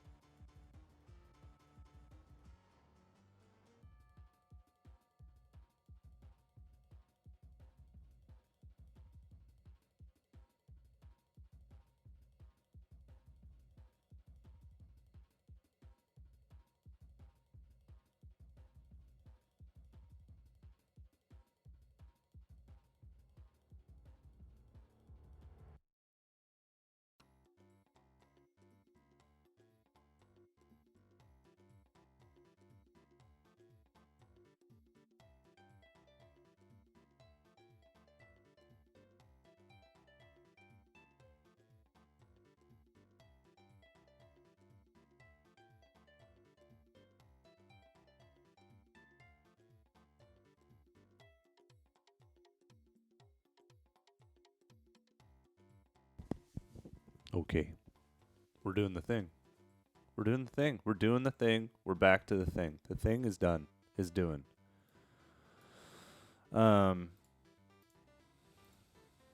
Okay. So I want to handle scrolling myself. So what is the difference between scroll down and scroll? Who calls that? Nobody calls that. It starts a timer. Okay. Scroll, scroll, scroll, scroll, scroll, scroll, scroll, scroll. Scroll. Okay. So this is how I can do it.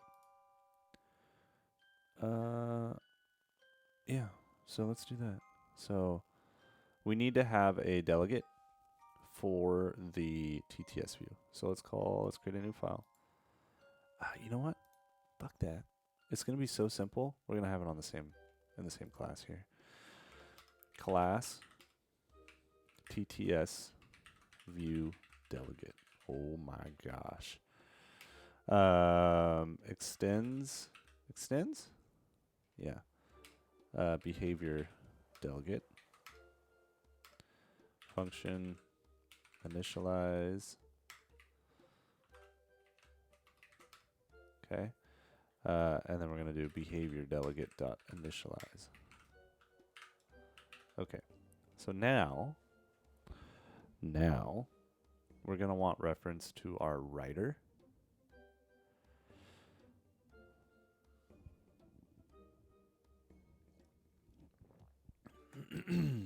Yeah.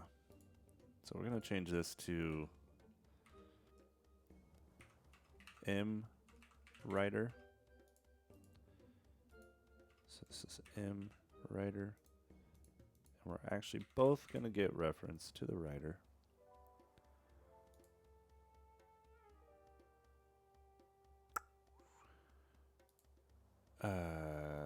Yes, writer. Okay. You have access to the writer. That has access to the writer. And here, you're going to get the same deal. But you are going to be pretty limited on what you do. You're going to be writer, M writer is equal to writer. Okay. Now, we need to override the up and down buttons. So let's find where that's documented. Behavior delegate. Go away.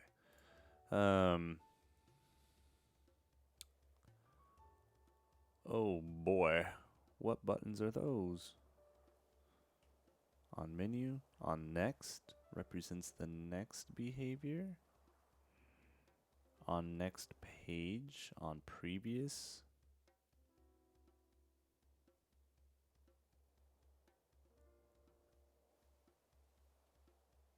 Okay.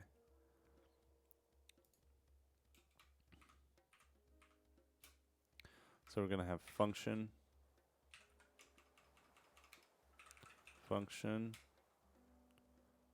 on next page, return true. We actually want, so this is key down. So this would be scroll. M writer dot scroll.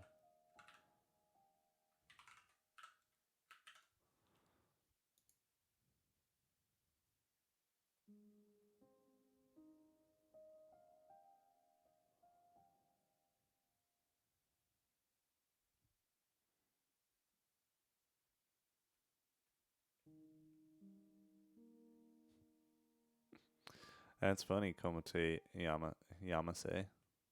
That's funny. Yeah, the Autobot needs to be changed. It just keeps sending that after, I don't know, 15 minutes or so.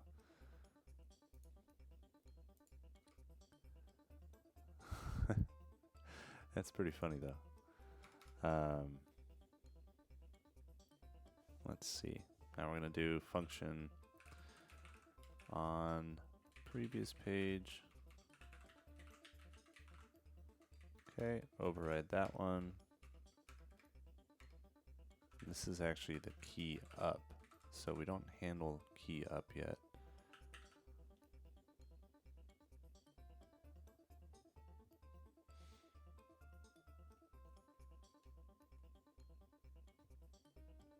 Okay, I think that's good. Do we want to? We don't need to handle it for now. Let's just see, make sure that this will work. We need to actually initialize the TTS view delegate.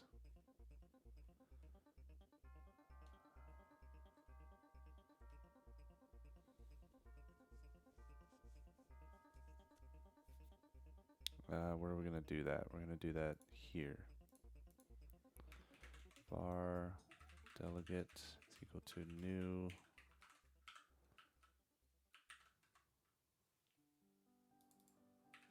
delegate.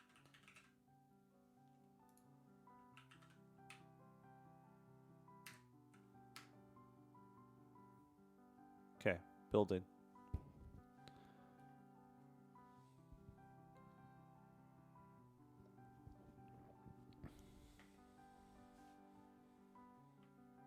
Okay, we have errors. All right, we gotta find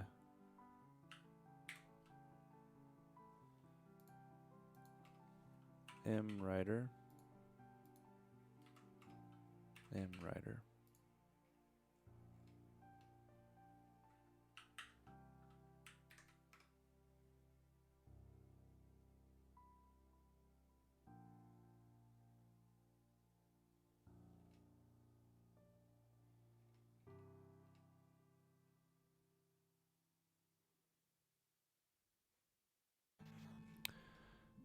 It's probably because they want UI dot behavior delegate. Okay.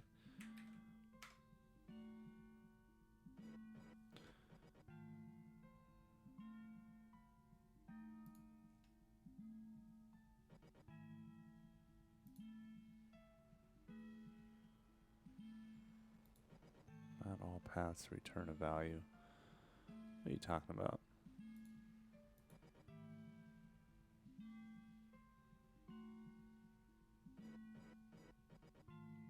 Trying to call function view initialize with wrong number. That's not true, is it?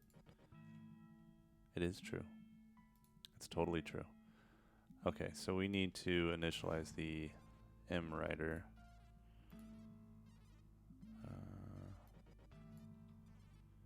What am I doing? I'm building out a Garmin application. So this is a Garmin watch.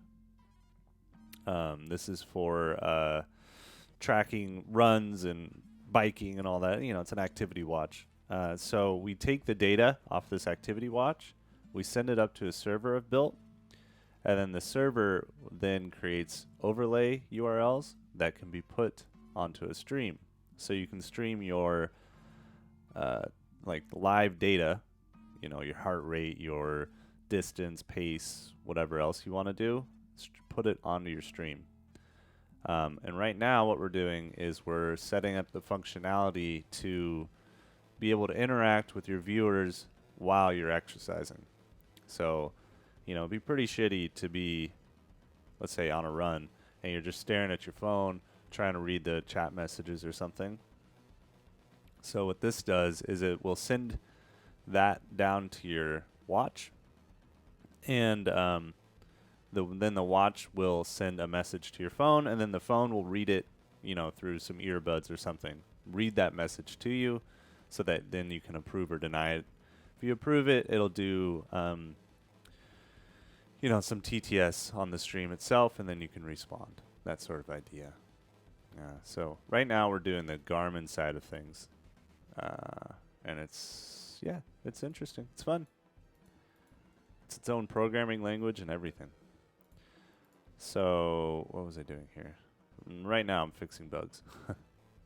Okay, so I need to var, this is our writer, it's equal to a new Writer. Yeah, it could be, but it's not going to be texts. It's going to be like bits. I mean, it could be customizable to the size of the streamer, but like bits thrown or tips or something. It's very dependent on the streamer on what they would want to activate this, right? And then they can set up their own like queuing system if there's a lot. So that's kind of the thought there.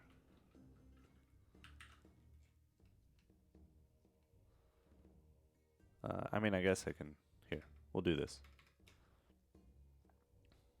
So, kind of the overview of the entire project is you have your IRL activity stream. Through the IRL activity stream, you are going to be showing, data overlays, right? You do that by having a Garmin watch, right? That connects to an overlay server. The overlay server actually generates the URLs and the overlay. And it's that Garmin watch that sends it to the overlay server, which creates the URLs, which is on the stream. And then you'll have something like StreamerBot that is controlling that message TTS at 1,000 bits. Yeah, that's yeah. Again, it depends on the streamer, right? Like, I wouldn't do that because I'm so small. No one would pay that. So mine might actually just be messages for now until it becomes overwhelming. But I wanted to just have a way for you to stream some sort of activity, be able to interact with people who are watching you. And this is initially built for myself, but then can be expanded to be available to anyone. That's kind of the thought. Yeah, thank you. It's been a work in progress for about a month now, I'd say. We have our server up and running. I just successfully this morning got my watch to connect with the server using ngrok, if you know what that is. Essentially a localhost tunneling service. So I'm actually ready to do an IRL stream with the overlays on. And I'm hoping I'll actually be able to have the TTS stuff as well. But it's a little bit more work for that one.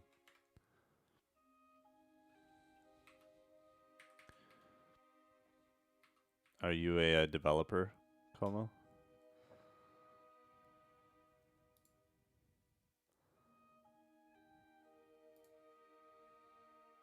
No? You want to be? What's stopping you? All right, we're passing in writer. Writer.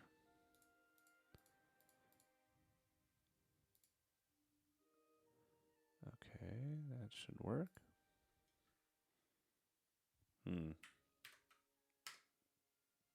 Yeah, I get that. My only advice for that would be if there's something that bugs you, try to figure out how you can build something to fix that. And just start there. Even if you don't know all the technologies, you can learn them as you go. And then you can learn the language there's like, you just start building something. Anything that you want to fix, you can do the research and eventually, build it out. All right, what is missing here?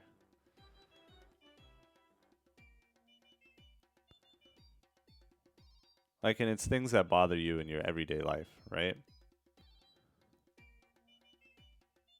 Because if it bothers you, it probably bothers other people.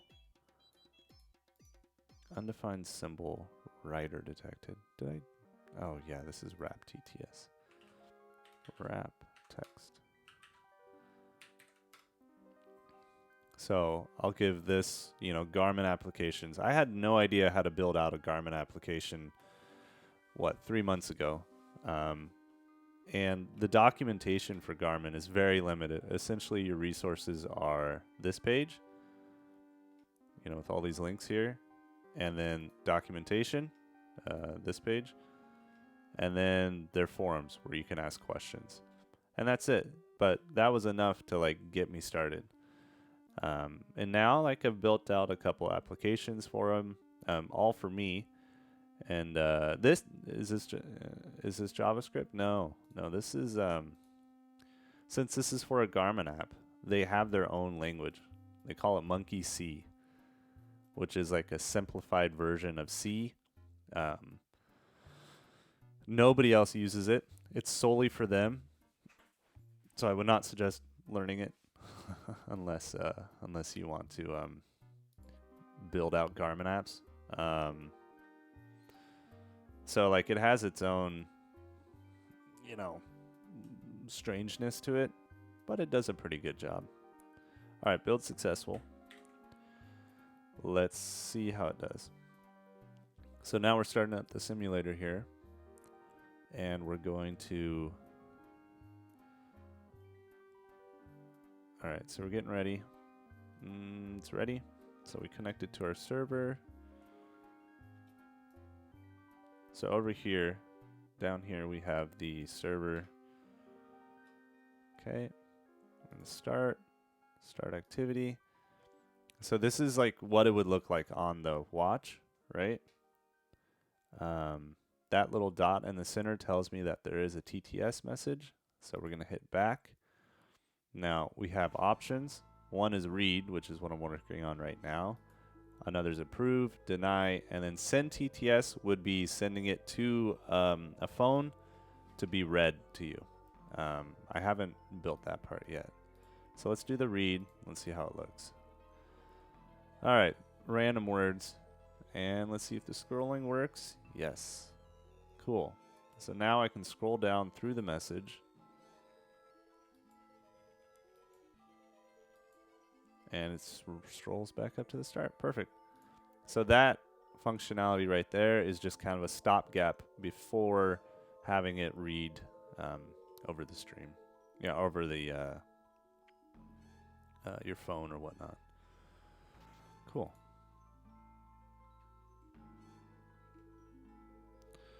Nice. I'm happy with that.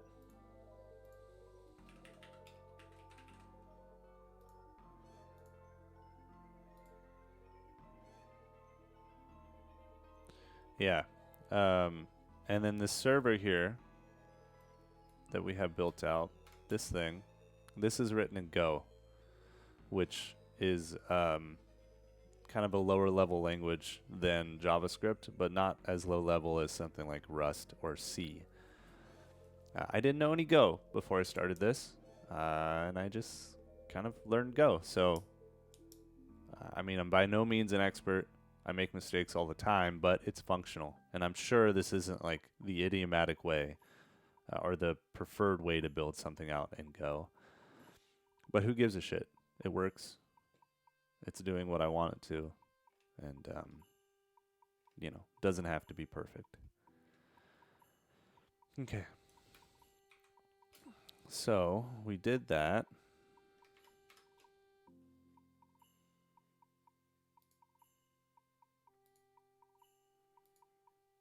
A lot of people do JavaScript. I just have I did some projects in college that were JavaScript based, and I hated it so much. So I try to avoid JavaScript as much as I can. All right, so this is kind of the flow chart for the interaction. I know that this should be a WebSocket instead. Use WebSockets.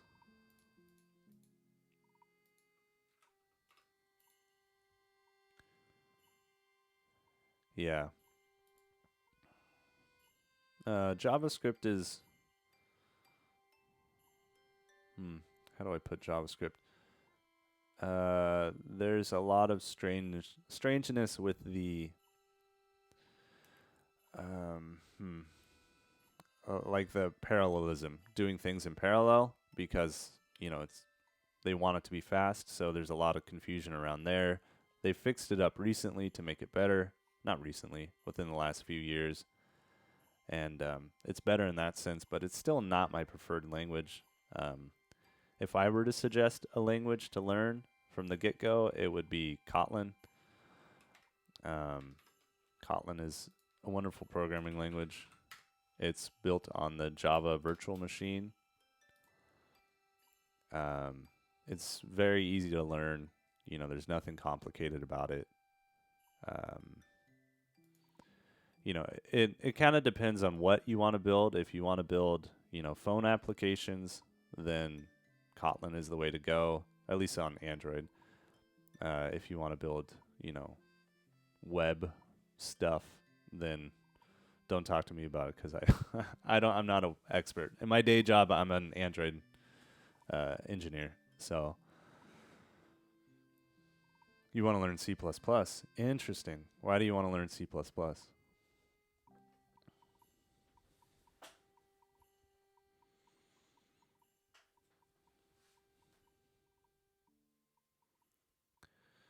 Because, when you start learning even something, C++ is a relatively high level language compared to C, but it's still much more low level than, a JavaScript or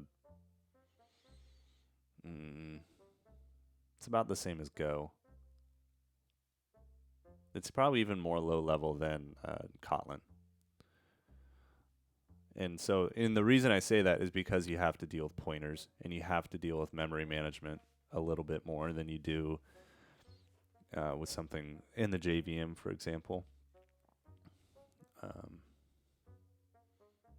Because in the Java virtual machine, it handles the memory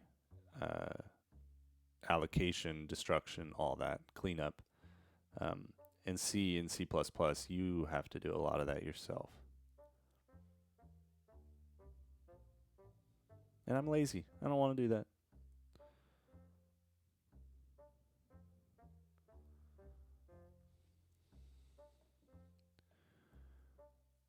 Oh, indie game devs. Okay, fair enough.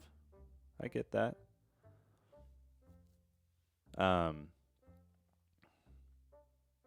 The person you should really watch if you want a kind of indie game developer, pro, and he's actually kind of inspired me a lot to do some of this stuff, is Pirate Software. He's the dude you want to. He has a bunch of resources. He's streaming right now. He's great. He even made this music that we're playing in the background. And he has a lot of resources somewhere that kind of gets you started in game development and whatnot. So, if you don't know about him, check him out.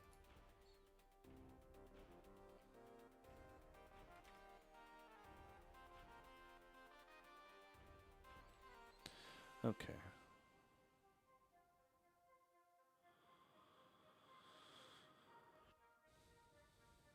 Yeah, he's awesome. He has a Discord. He has a website. I want to find that. Let's see. Because that website is totally free and it gives a ton of information about developing. Not TC. Why would I do that? That's not right. Let's see. TV. Where would that be? Very powerful on Vertigo. No. Stop. I think it's like game.dev. Pirate Software.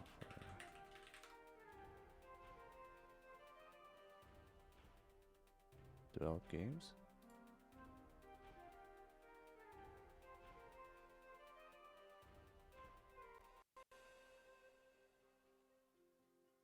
Yeah, this is it. So it's develop.games, and he has a ton of information about, engines to use, and all that. So go there. There's a lot of really cool stuff. And it gives you a place to start. He's extremely motivational. So I would, honestly, if you want game development, you should go to his stream.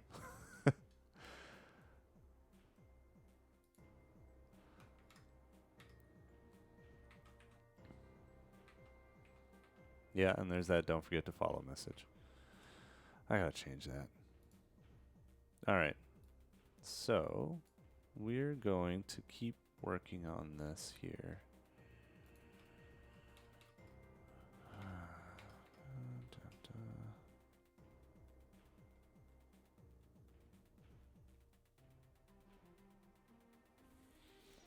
Okay. So we do this. We're manually allowing the reading on the watch. We haven't set up the phone connection yet. We can respond back to the server.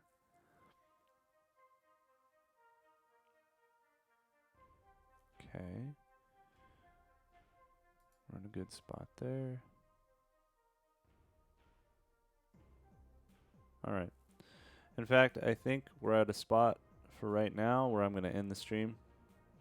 So if Komate Yamase, if you're still here, I appreciate you. Even if you're not still here. Go watch Pirate Software. He's awesome.